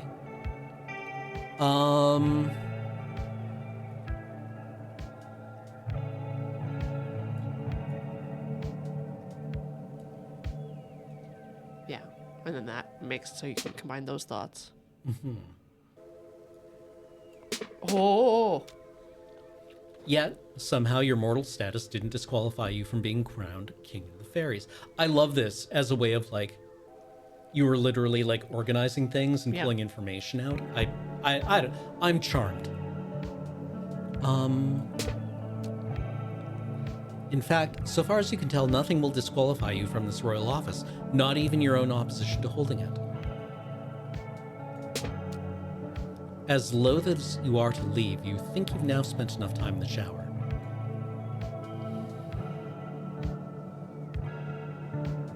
We will depart.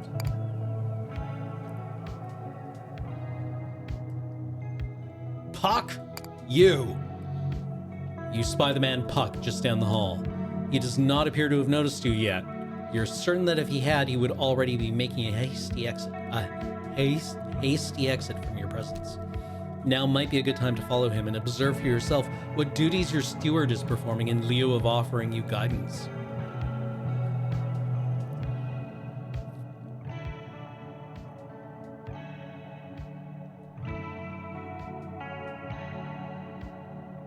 Where's he off to? Getting a little tedious. Fortunately, you can click and hold the left mouse button to speed up the proceedings. Try it in battle, too.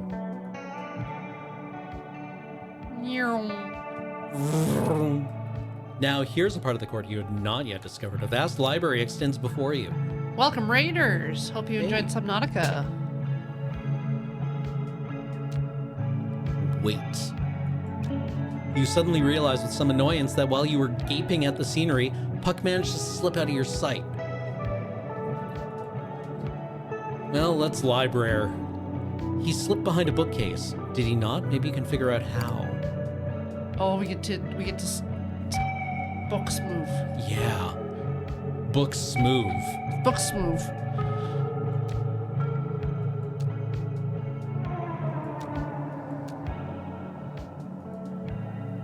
Ah, dinger. Next time, Gadget.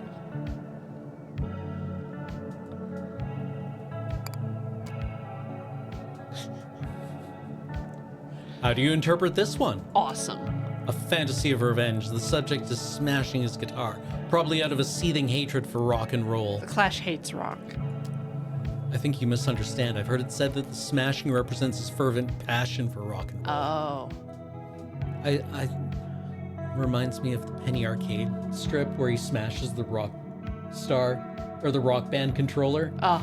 When they go to play Rock Band for the first time, they get invited to the studio to play it, and he smashes the prototype controller.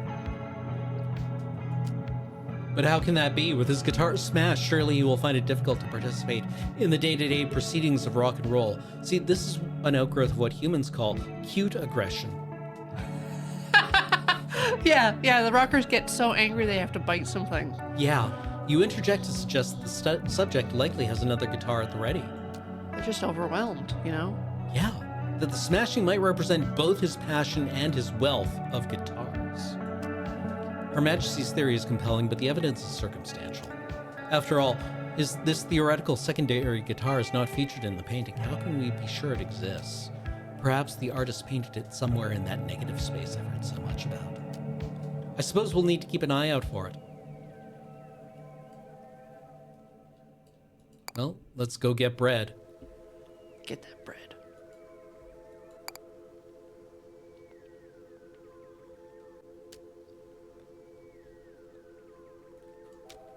You know, vehicular theology is not so ridiculous if you consider the car to be mostly a metaphor. But for what? What could such an outlandish and inconsistent set of myths possibly be a metaphor for? Perhaps the psychological armor we construct around our true selves?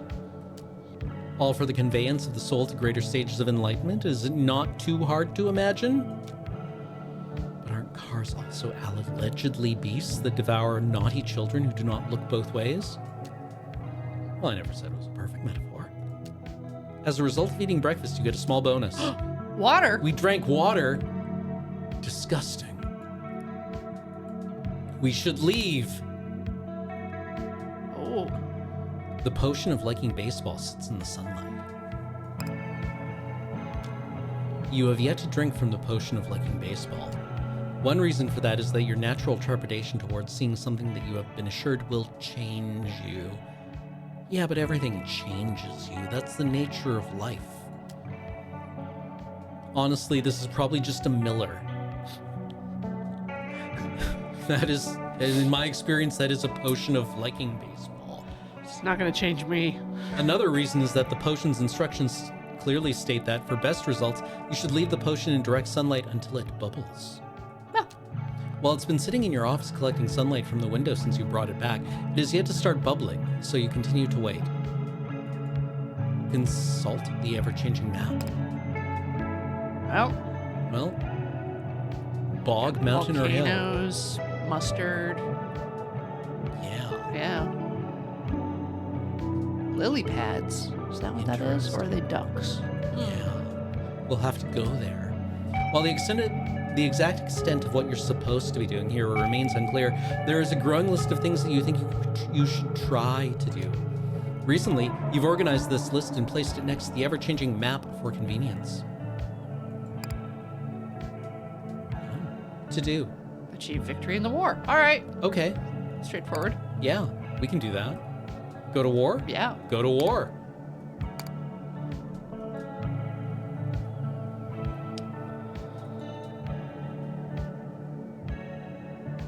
Do we have one comfort? Yeah, that's all we have to spend right now. Okay.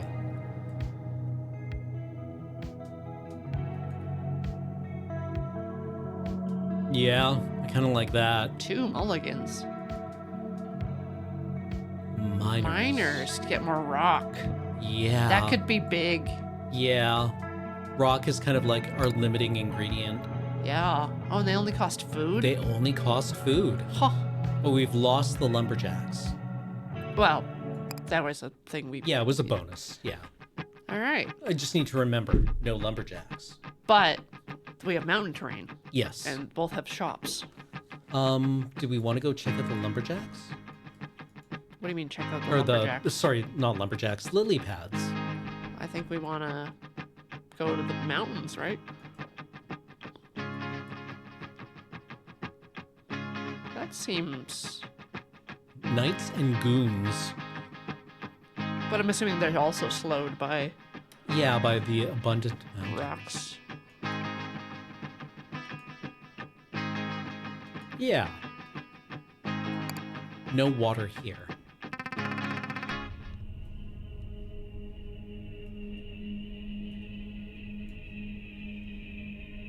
Is this a goon fortress? Yeah. Knights. Knight's Keep. Okay. No. Oh, Oh, maybe they're they will. Maybe are they... they? I don't know. See if it'll let you. They do. They do Okay, merge. we can obliterate goon caves.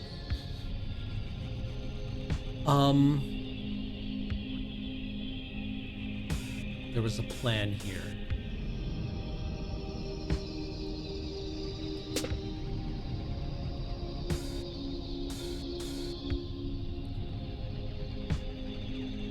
That just lowers everything by 1.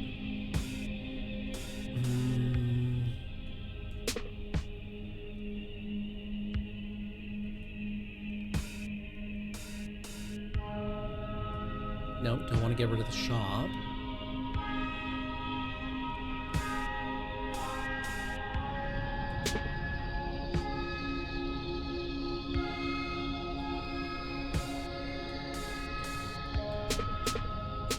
Oh, we're in the best spot.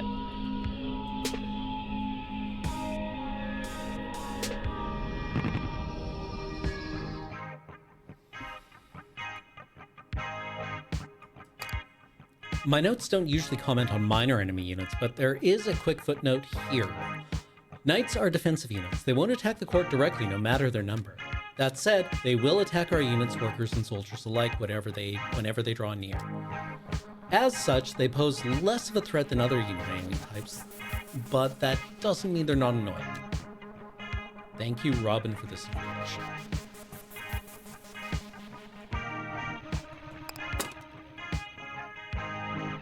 Ooh. We have insufficient cashola.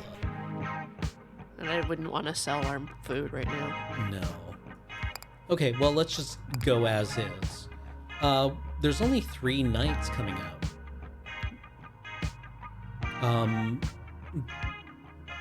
But we're gonna have a hard time. I mean, we can just mine. If you just get like 1 or 2 soldiers, Yeah. and then just a load of miners, that would be awesome. Yeah, that's it.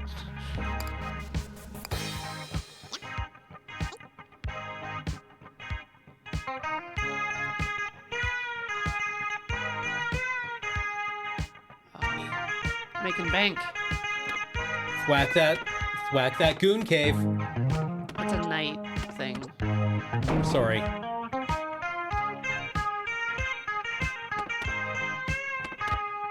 Oh, we're gonna get another money? I hope so. Yeah!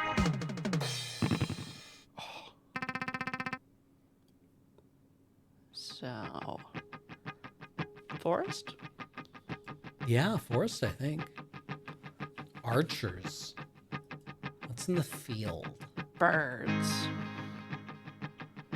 Field, I guess, also has trees. Yeah. I'm just curious because we're kind of low on food. Yeah, it's either or.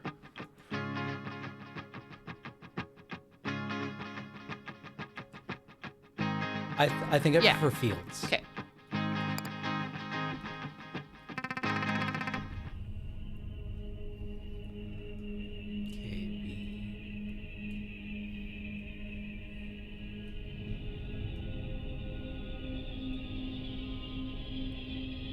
Does not match with wheat fields. Good to know.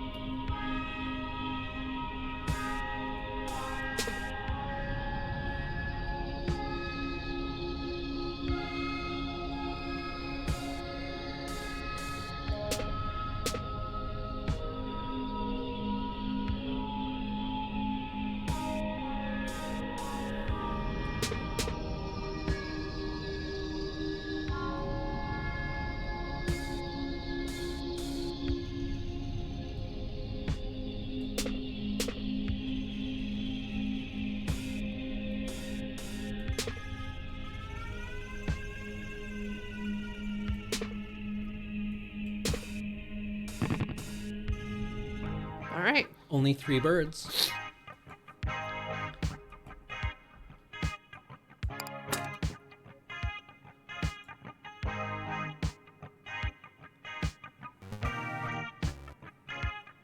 Ooh. We don't have lumberjacks No. or rangers.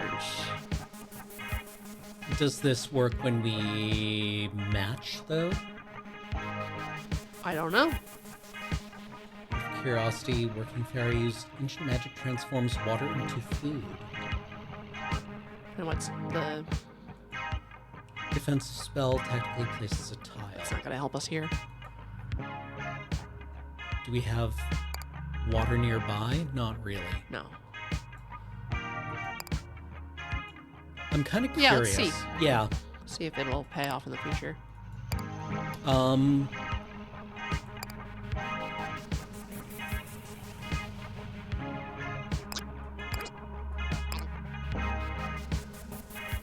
I mean, we can just whack a bunch of these things, Yeah, right? I'd Like grab they're- more.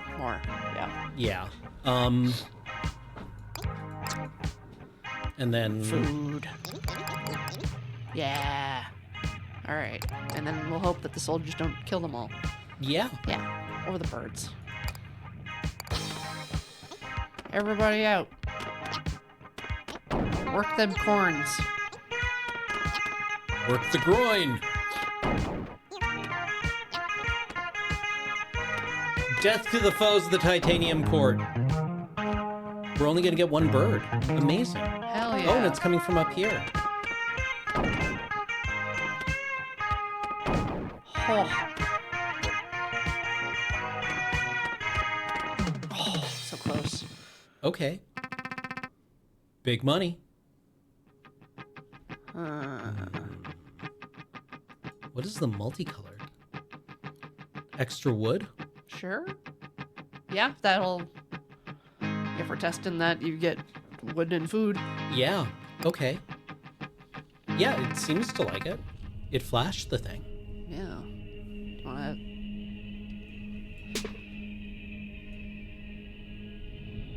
not match Summer Woods. Okay.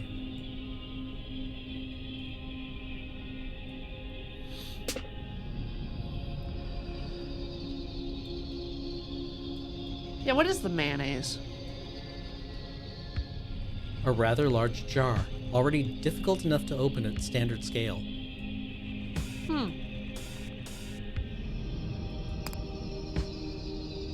Jar. Your Majesty, I advise you steer the court away from that thing. But the other courtiers object. Nay, Robin! Such advice is in error. We must steer closer to the jar, should we hope to open it. Robin explains her reasoning. Every time we wage war in proximity to that jar, our soldiers neglect the battle in favor of attempting to open it. But we are still making progress. Surely by now we will at least put a dent in it. Okay, it's bad news. Stay away from it. It will attract our homies.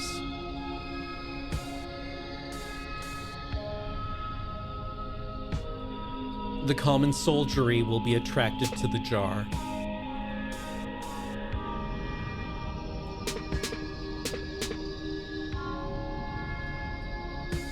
Heavens to Boopsie. Yep.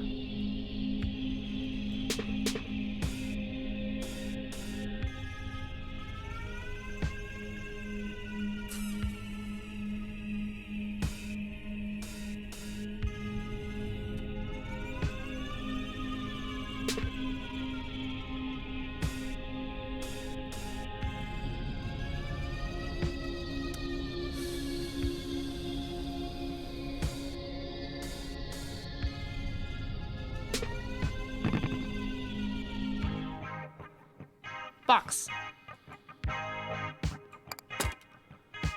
Ooh. Okay, we're gonna get 4 enemies. But I think we want, like...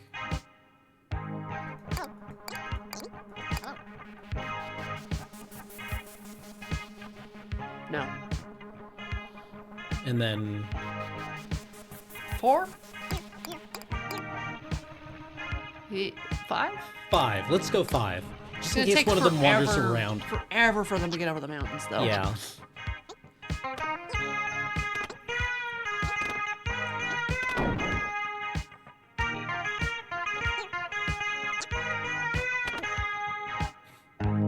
Well, that guy got They're curb all stomped. so far away. Yeah.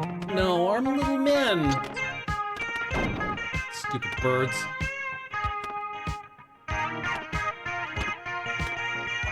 Oh, good. It's just eating our own. Yeah.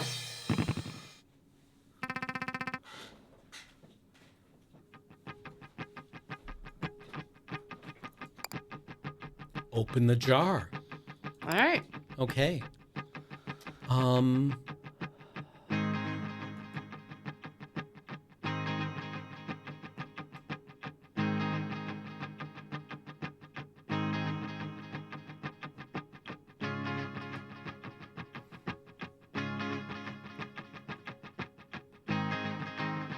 Could probably use food and wood. Yeah.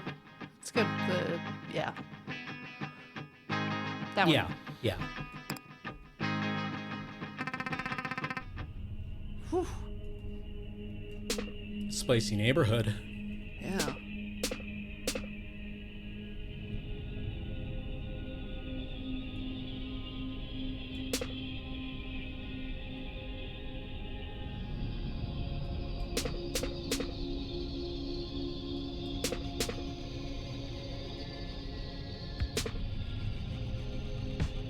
Just 2 enemies now. Don't want to eliminate the chest.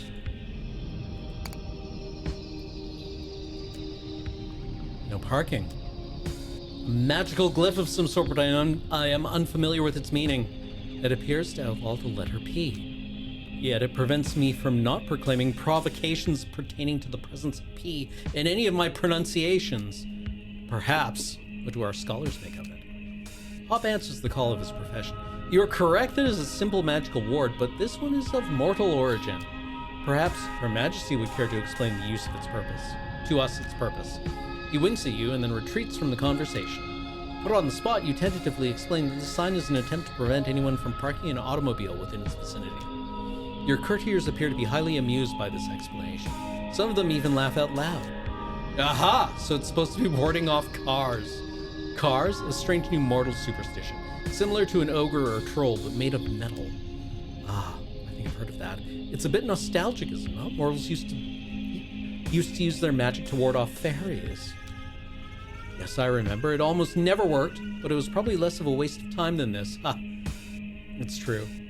It doesn't prevent you from parking. Nope. Quite. After all, at least fairies exist. Seeing the look on your face, he backtracks a bit. No offense is intended, Your Majesty. I'm certain if cars were real, this ward would be doing a fine job.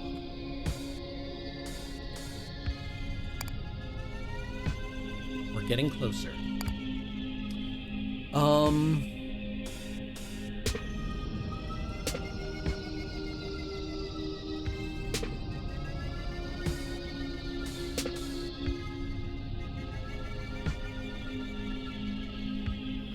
Did you want farming? Yeah, that might be best. There's only one enemy coming out. Yeah, and it's got a chest. That's fine. That's interesting, though. Where can we match 3? Just to get more stuff. I guess here? Water, yeah.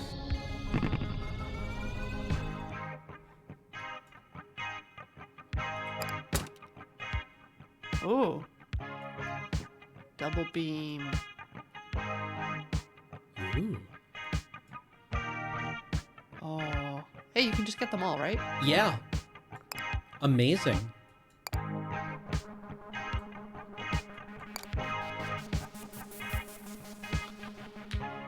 All right. Hands full.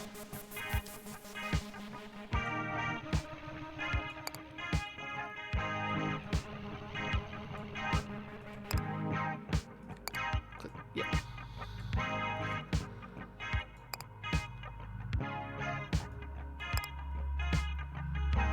And then get.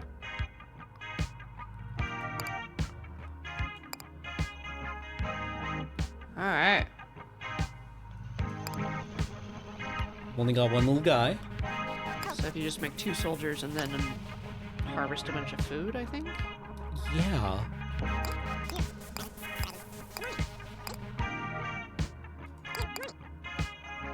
I mean, like, we can probably make a bunch of soldiers and just whack a bunch of these castles, right? Yeah, that's true. Like, we've got so much. It's just, how much time does it take them to whack? Yeah. I'm not going to hope.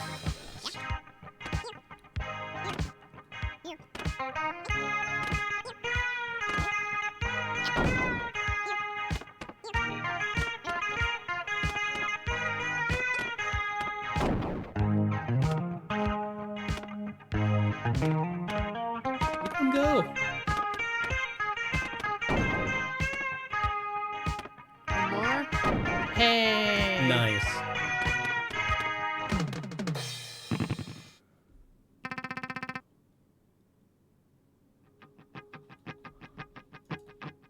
Do you want to try the gunboat? Yeah, kinda. Scamps! Scamps? Alright, what does gunboat cost? 2-2? 2 and 2.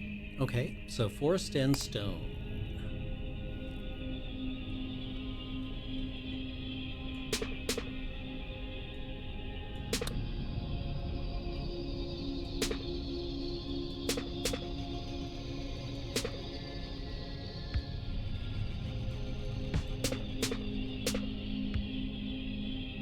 I think leave that water there. Yeah. I'm just like completing forest and hills where they appear.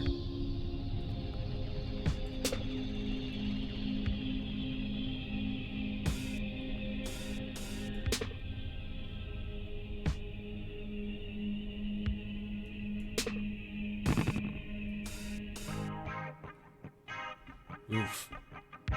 So we're not next to water anymore. Yeah.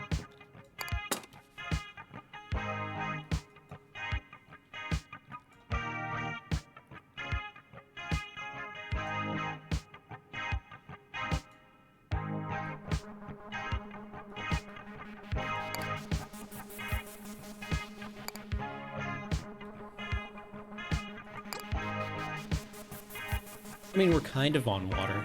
Try one, yeah. Then soldiers. We've got loads of enemies coming.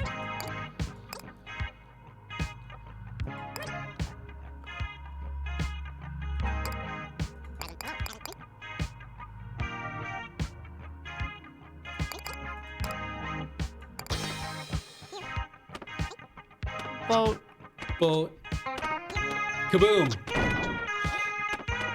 Big kaboom. Heavens.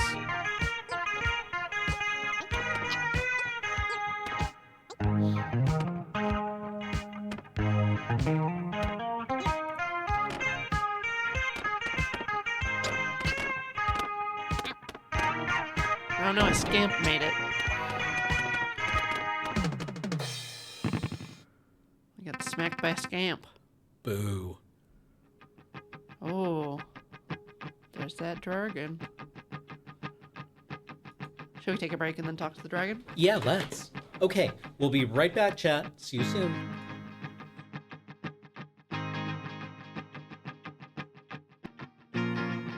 Hello, and welcome to Talking Simulator. Okay. Today on the show, Titanium Court.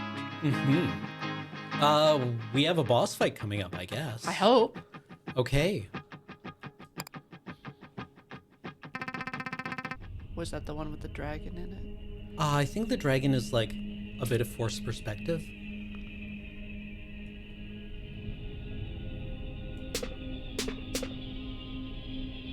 Formidable.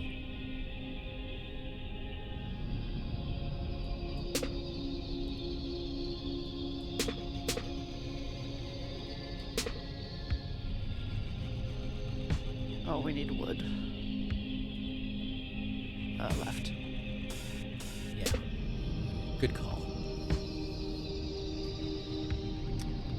Yeah.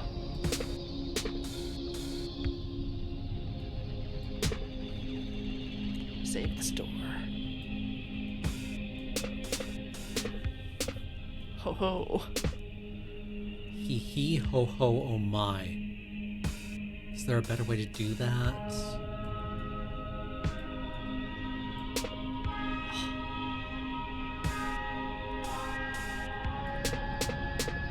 I feel like if we move ourselves up one, we'll be in like the perfect spot for our gunboat. Ooh, yeah. What's eggs? Egg Eggs. zone. There are eggs. Okay. Oh, I don't want to No. delete those. Just one of these. These. Okay. Yeah.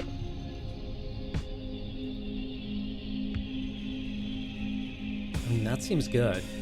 Okay.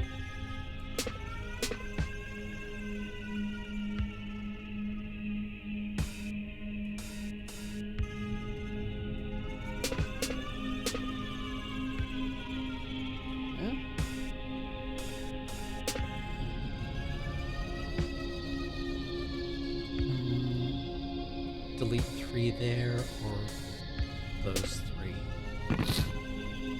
Yeah, because this way the gunboats can get out. Egg. Egg. You receive a fascinating offer from the Egg Zone that has appeared on the battlefield. Your Majesty, great to see you again. Still trying to get home? Anyway, do I have an offer for you? He gestures at the large piles of eggs on the battlefield. That's right. You could become the proud owner of your very own football. Is he talking about the eggs? Eggs? What eggs? I've only got footballs here. They clearly look like eggs. Your Majesty, they are likely American footballs. I hear those are shaped like eggs. Hey, if you're gonna call your football an egg, call it an egg. Who am I to judge? The important part is I'm prepared to part with one of these footballs for an incredibly low price. In fact, I'm prepared to pay you to take one with you. If he's willing to pay you to take one, there must be a downside to doing so. You'd like to know what it is. Raising a football is a very big responsibility. Too big for me. But you seem like you've got it together, Your Majesty. You govern a whole magical court. Uh-huh. You command vast armies. Uh-huh. You ask questions before agreeing to stuff. Uh-huh. I can't think of anyone better suited to carrying one of these babies to victory. But, well, to answer your questions, you know how the game of football works, right? You lose the ball, you get a penalty? I can't keep racking up these penalties, Your Majesty. I'm gonna go broke. But I doubt that will be a problem for you, so what do you say?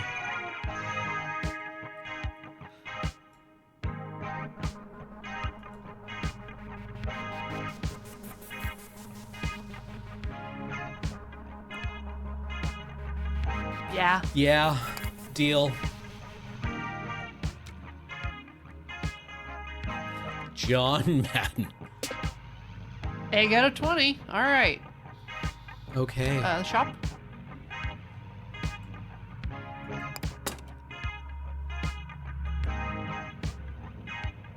We can buy sticks.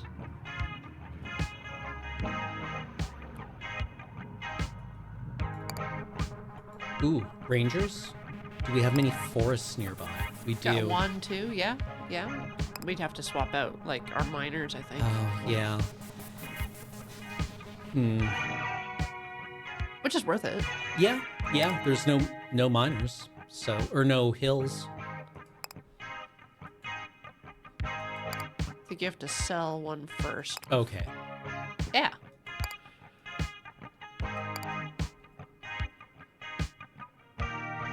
Yeah. What are the other upgrades? It's Shields. Yeah. I mean, Why not? Yeah. Okay. Oh, Takes it's room. it's a thing, not a. Yeah. So spells and other objects take up the same. I mean, we could get rid of the archers, Yeah.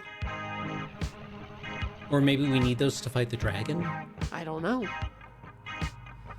Mysterious.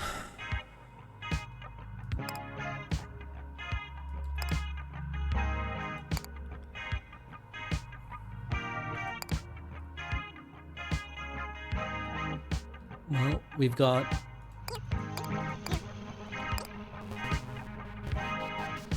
2, and then a barrier, I think.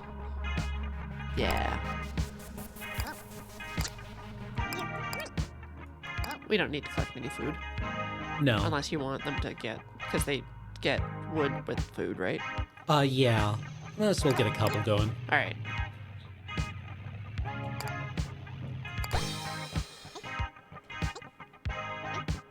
Yes. Start blasting, my sons.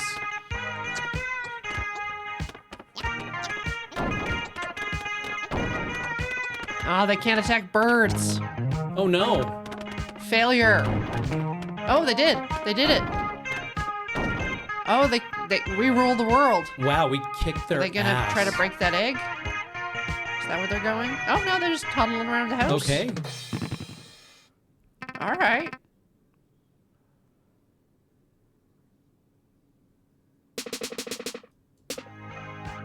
As the court moves motionlessly across the void, it suddenly encounters a neighbor. Your courtiers cry out in alarm. You spy a great dragon soaring above his lair in the distance. The legendary apex predator opens his mouth and addresses the court. Here's what he says. Hey, could I, hang on, let me look at the menu.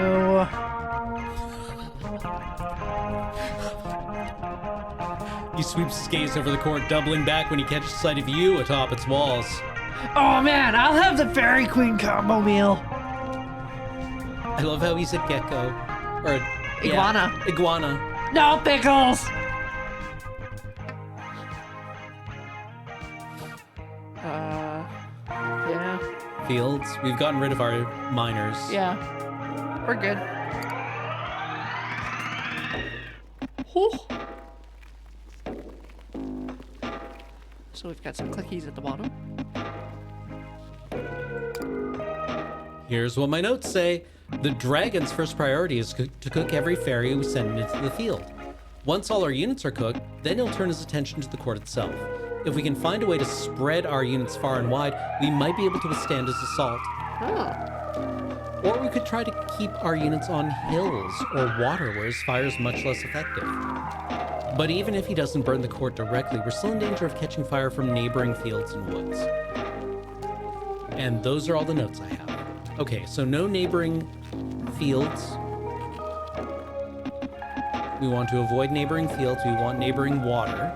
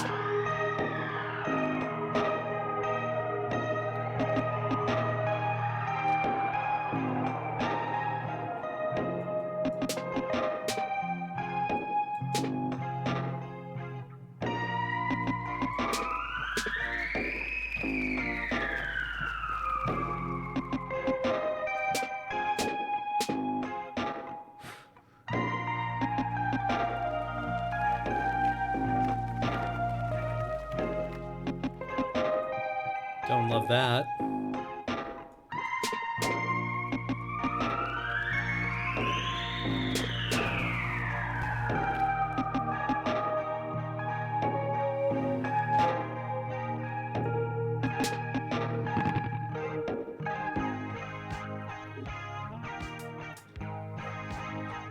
With 50 food? Bribe the dragon to leave us alone. That sounds great. What do you think? Yeah, we've got lots.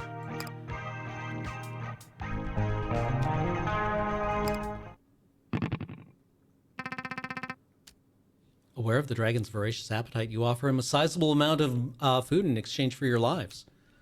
What is this, some kind of new promotion? You're gonna give me free food to not eat here? I mean, I'm not gonna say no to free food. While the rest of your court rejoices at his departure, you are more restrained. You strongly doubt that this will be a permanent solution. In fact, you wouldn't be surprised if the bribe ultimately serves as an incentive for the dragon to seek out the court once again. We won! Ska! Wow, we killed so many people. A penny saved as a comrade unburned. Having demonstrated your burgeoning skill, your tolerance for a new challenge grows. Tea? Tea. Strife! So comfort makes the game easier. Strife will make the game harder. Alarming. The implications. Exciting? Tantalizing. With the war now behind you, you encounter a memorial dedicated to its victims. Oops. Shit went down. Some among your courtiers roll their eyes at this. Oh, they'll be back. Now, having carried the football from the egg zone to the end zone, your duty of care is complete. Touchdown! Smash! Spiked it into the ground.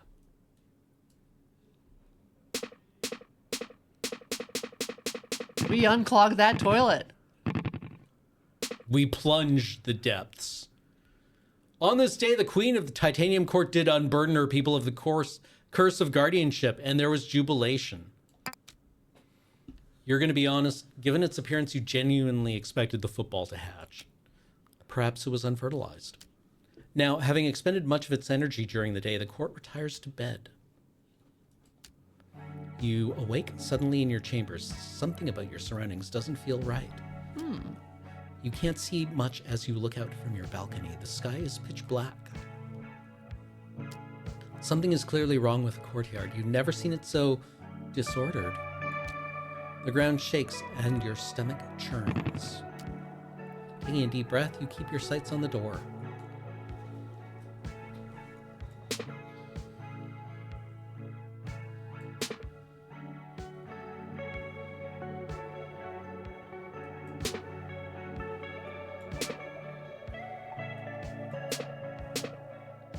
Do you want to try moving you towards the door?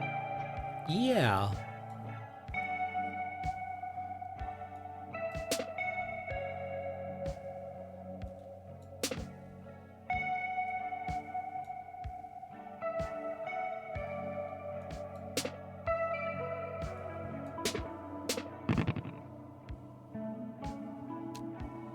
After moving through many unfamiliar halls, you suddenly find yourself in front of the court's great gates. Perhaps the court is trying to tell you that now would be a prudent time to depart. Who can say? Try to open the gates. Look out from atop the walls of the court. What's outside the gates? Huh? Exactly as how we have ordained.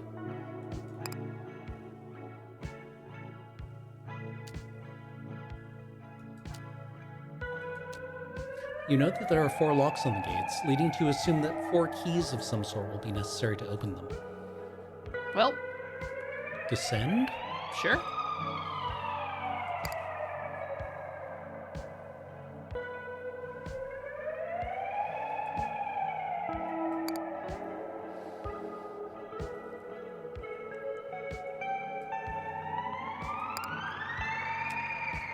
You move to enter your office and are surprised to discover that the door is locked.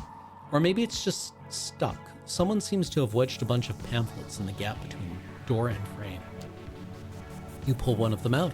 The cover simply reads, "The key to success begins with $30." The rest of it is just various photographs of handshakes. Business. Commerce. Yep. Well, it looks like you're not getting this door open right now. Head toward the east wing. What's there? A foyer of statues. They look familiar, don't they? Camel? No, it's a dragon. Enter the room marked by the dragon statue. The Fountain of Youth. What should you do here? Have a drink at the bar? Oh, Sure. love to have a drink at the bar. You find yourself in a sleepy pub. A sign near the door identifies it as the Fountain of Youth. You're not sure why you've never encountered this place before.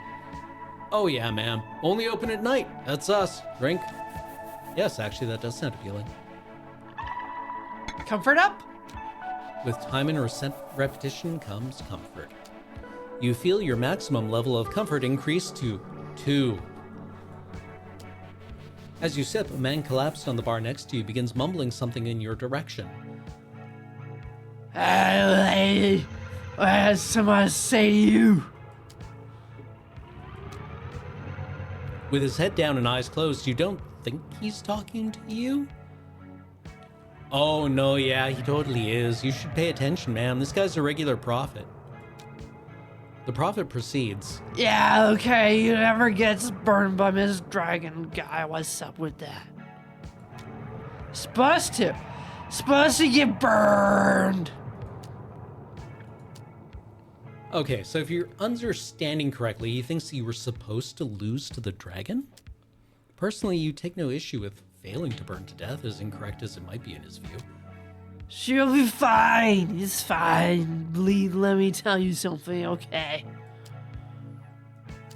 Okay? Okay. Yeah, let me tell you something. You need dragon fire to ignite to tell the light of youth. After saying this, he briefly raises his glass in your direction, then turns his head away and starts to snore. Oh yeah, it was a good one, ma'am. The kind of portent I'd be heating if I were you, you know.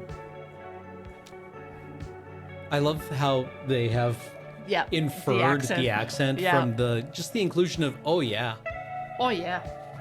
I wonder if that's one of those landmark phrases for most English speakers for that accent. Yep.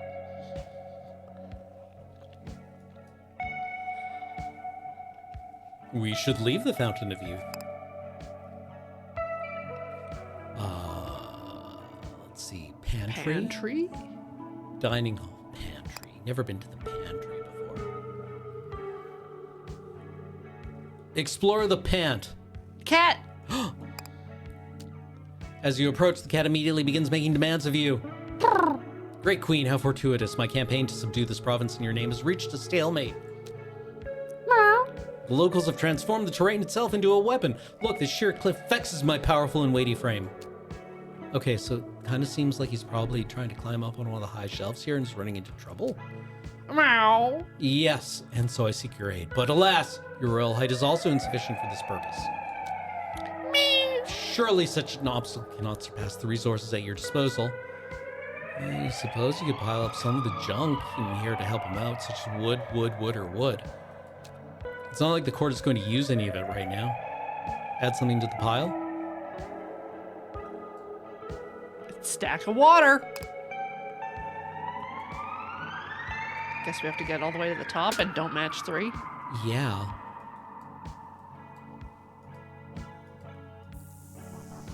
You don't have it. I don't have it. Sorry, cat.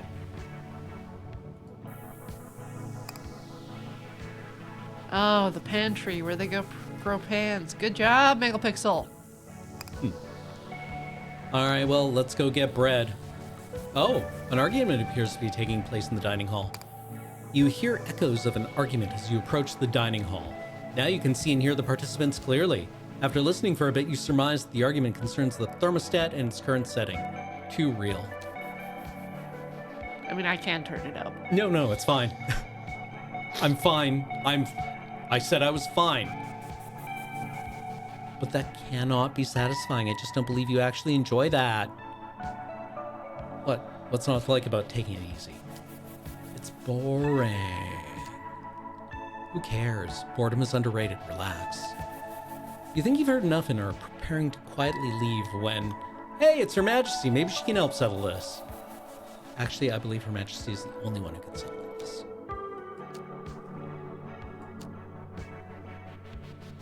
Our debate concerns the thermostat. It is my firm belief that only by maximizing our strife will we find any meaning in this war. Well said. Yeah, but who needs meaning, man? Let's just have a good time. Let's crank up the comfort. Hell yeah. Either way, since Your Majesty is the only one with enough authority to make these adjustments, we ask you to render judgment. But should you make the correct decision and raise our strife to level 5, I will give you this. She shows you a nondescript key she has attached to a lanyard. But, that's going to be hard. You should just chill out and raise the comfort to level 5 instead. He casually produces a different key. Then you'll win this key. Easy peasy. I fail to see how anything done at comfort level 5. How anything done at comfort level 5 would qualify as winning. I mean, who cares? These keys look awfully familiar. Where did they get them? No comment. We are not permitted to reveal that information. Puck gave them to us. Did you not hear what I just said? Yeah, but who cares? Your Majesty probably figured that out already. Duh. As it stands, the thermostat is currently set to comfort level 1.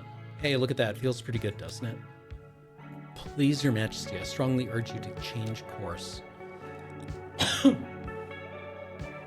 Well, despite those protestations, you can't adjust the thermostat again until tomorrow. They'll both just have to wait.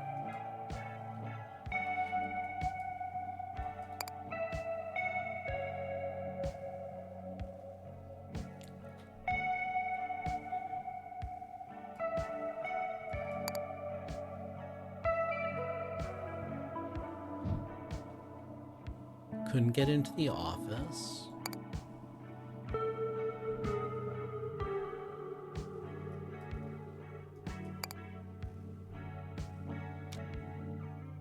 So, this game is doing a lot of, interesting little things. Yeah. Right? I love its color palette. It's very limited. It's CGA graphics.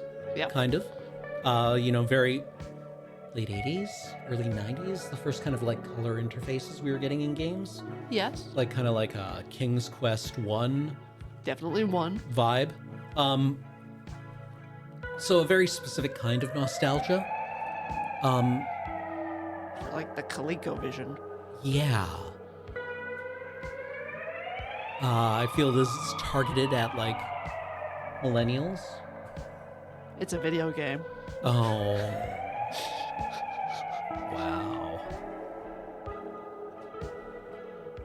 Do the kids not think video games are boss anymore? I know they socialize on Fortnite. They are born to the video game Yeah. where we had to go on the computer. To print out our text files Yes. of our walkthroughs. The undiscovered country. I love the idea of the little match 3 games as interstitials between That's the main really match cute. 3 games. Yeah. In the shower and in the garden. Yeah, having just kind of a... Since we are interfacing with the world in that way, having it be part of the story, kind of. Yes. Yeah. And more explicitly about the imposition of order and Yeah. how difficult it is sometimes to you find these little domains of order, right? When you're thinking about something Yeah. and then you draw a conclusion from it and then there's more chaos as a result, Right. right?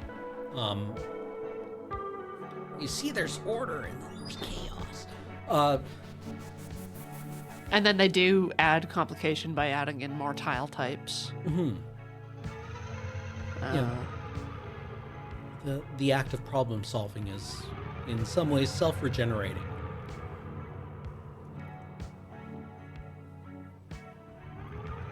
I'm definitely. I'm buying this. I'm in 20 minutes. I will be playing this game. Yeah. I'm gonna walk home. I'm gonna get, well, no, it'll be like an hour and 20 for me because I just got a new phone and I have to get a new Right. headphone adapter and a new charging cable Yeah. and all that stuff. Like I could be putting hard drives in a computer, but what if instead I sat on the couch and clicked match 3? Yeah. I want to be doing more match 3. I could do this so much better now that I've learned how to read. Still needs work. Yeah. Yeah. You gotta Not- kind of like unfocus your eyes and group things together by color. That's a good point. Like, and I love the music too. It's that kind of like very dreamy, Yeah, it's easygoing. almost like beach rock, but It's a little fuzzed out. it's a little fuzzed out. And then there was one of the earlier tracks had some real distortion in it. Yeah. And like, is the music the only, because the graphics are like a very kind of like lo-fi thing. But the music is like feels, analog. yeah, like I don't think this is just like a MIDI file going. No.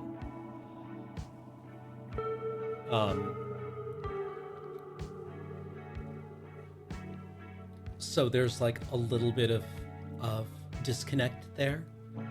The soundtrack is incredible, but maybe don't listen to it until you're done with the game. Probably spoilers. Yeah, probably. It's like how when I got the soundtrack to The Phantom Menace and turned it over, and there was a track called Qui-Gon's Noble End, followed by Funeral. Yeah. And I was just like, come on, man. I knew he was gonna die because he's not in any of the other movies, but like, Yeah.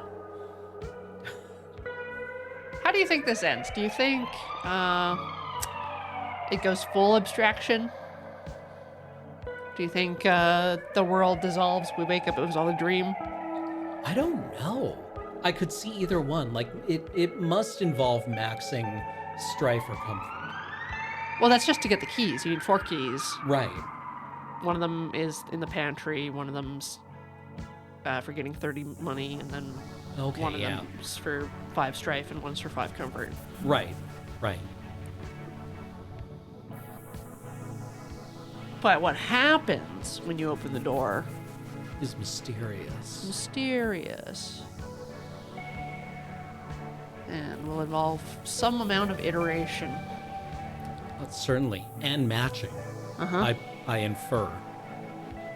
Also, weird stuff, like having one-off tiles like the mustard container, or the big jar, or The egg. egg is interesting. That's not normal for a match 3, just to have isolated blocks that are unmatchable, unremovable. That, Right, yeah. Like you don't have like a bomb to blow them away. blow them away. Right. That, yeah. I'm not familiar with this genre, really, so those tiles don't stand out to me as being, like, unusual, but I guess they are. God, what was the first Bejeweled I played? Would have been for the Sega Genesis, I think.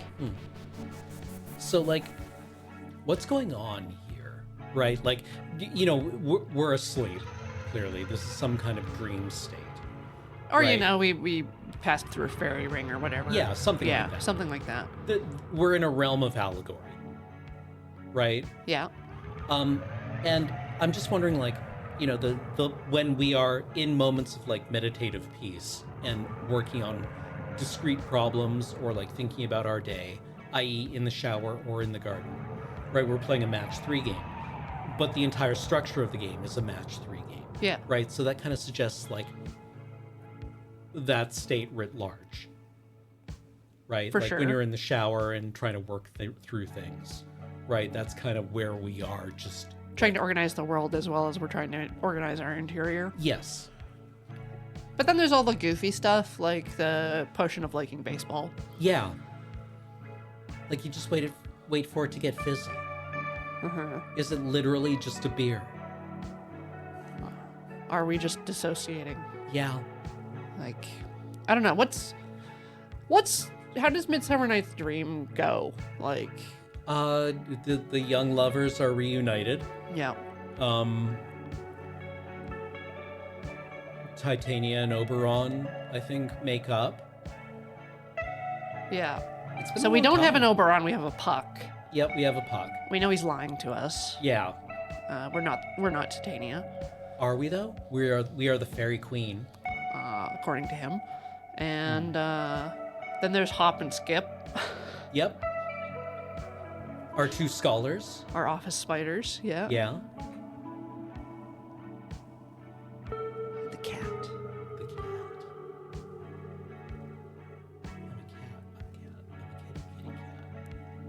I think they used the wrong vocalizations for the cat. You based do? on what the interpretation was. Yeah. Oh, The yeah. noises it was making? Yeah, no, the purr, the meow, No. the mews. Yeah, No. didn't quite line up. No. No. Kind of Do an you unforgivable failure. want to wrap it up? Any more thoughts? Yeah, I'm on board with it. I'm on board with it. I'm loving it. I want to see where it's going. I don't know quite what to make of it yet. Okay. But also this being framed Morty. Excuse me.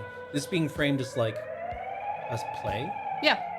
I think is interesting as well. The curtains and the Yeah, because- stage, I guess you could yeah, call it. it's never letting us forget, right, that this is theater. Okay, calling a dead end sign a memento mori is really funny. It is. It is. I also like the ward against automobiles. Yeah. Um, The letter P, but yeah. Yeah. Cars don't exist.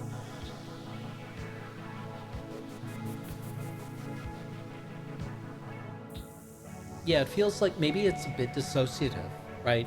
Look, you ever been altered and look at a dead end sign and think, that's honestly a weird thing to say. Why do we call it that?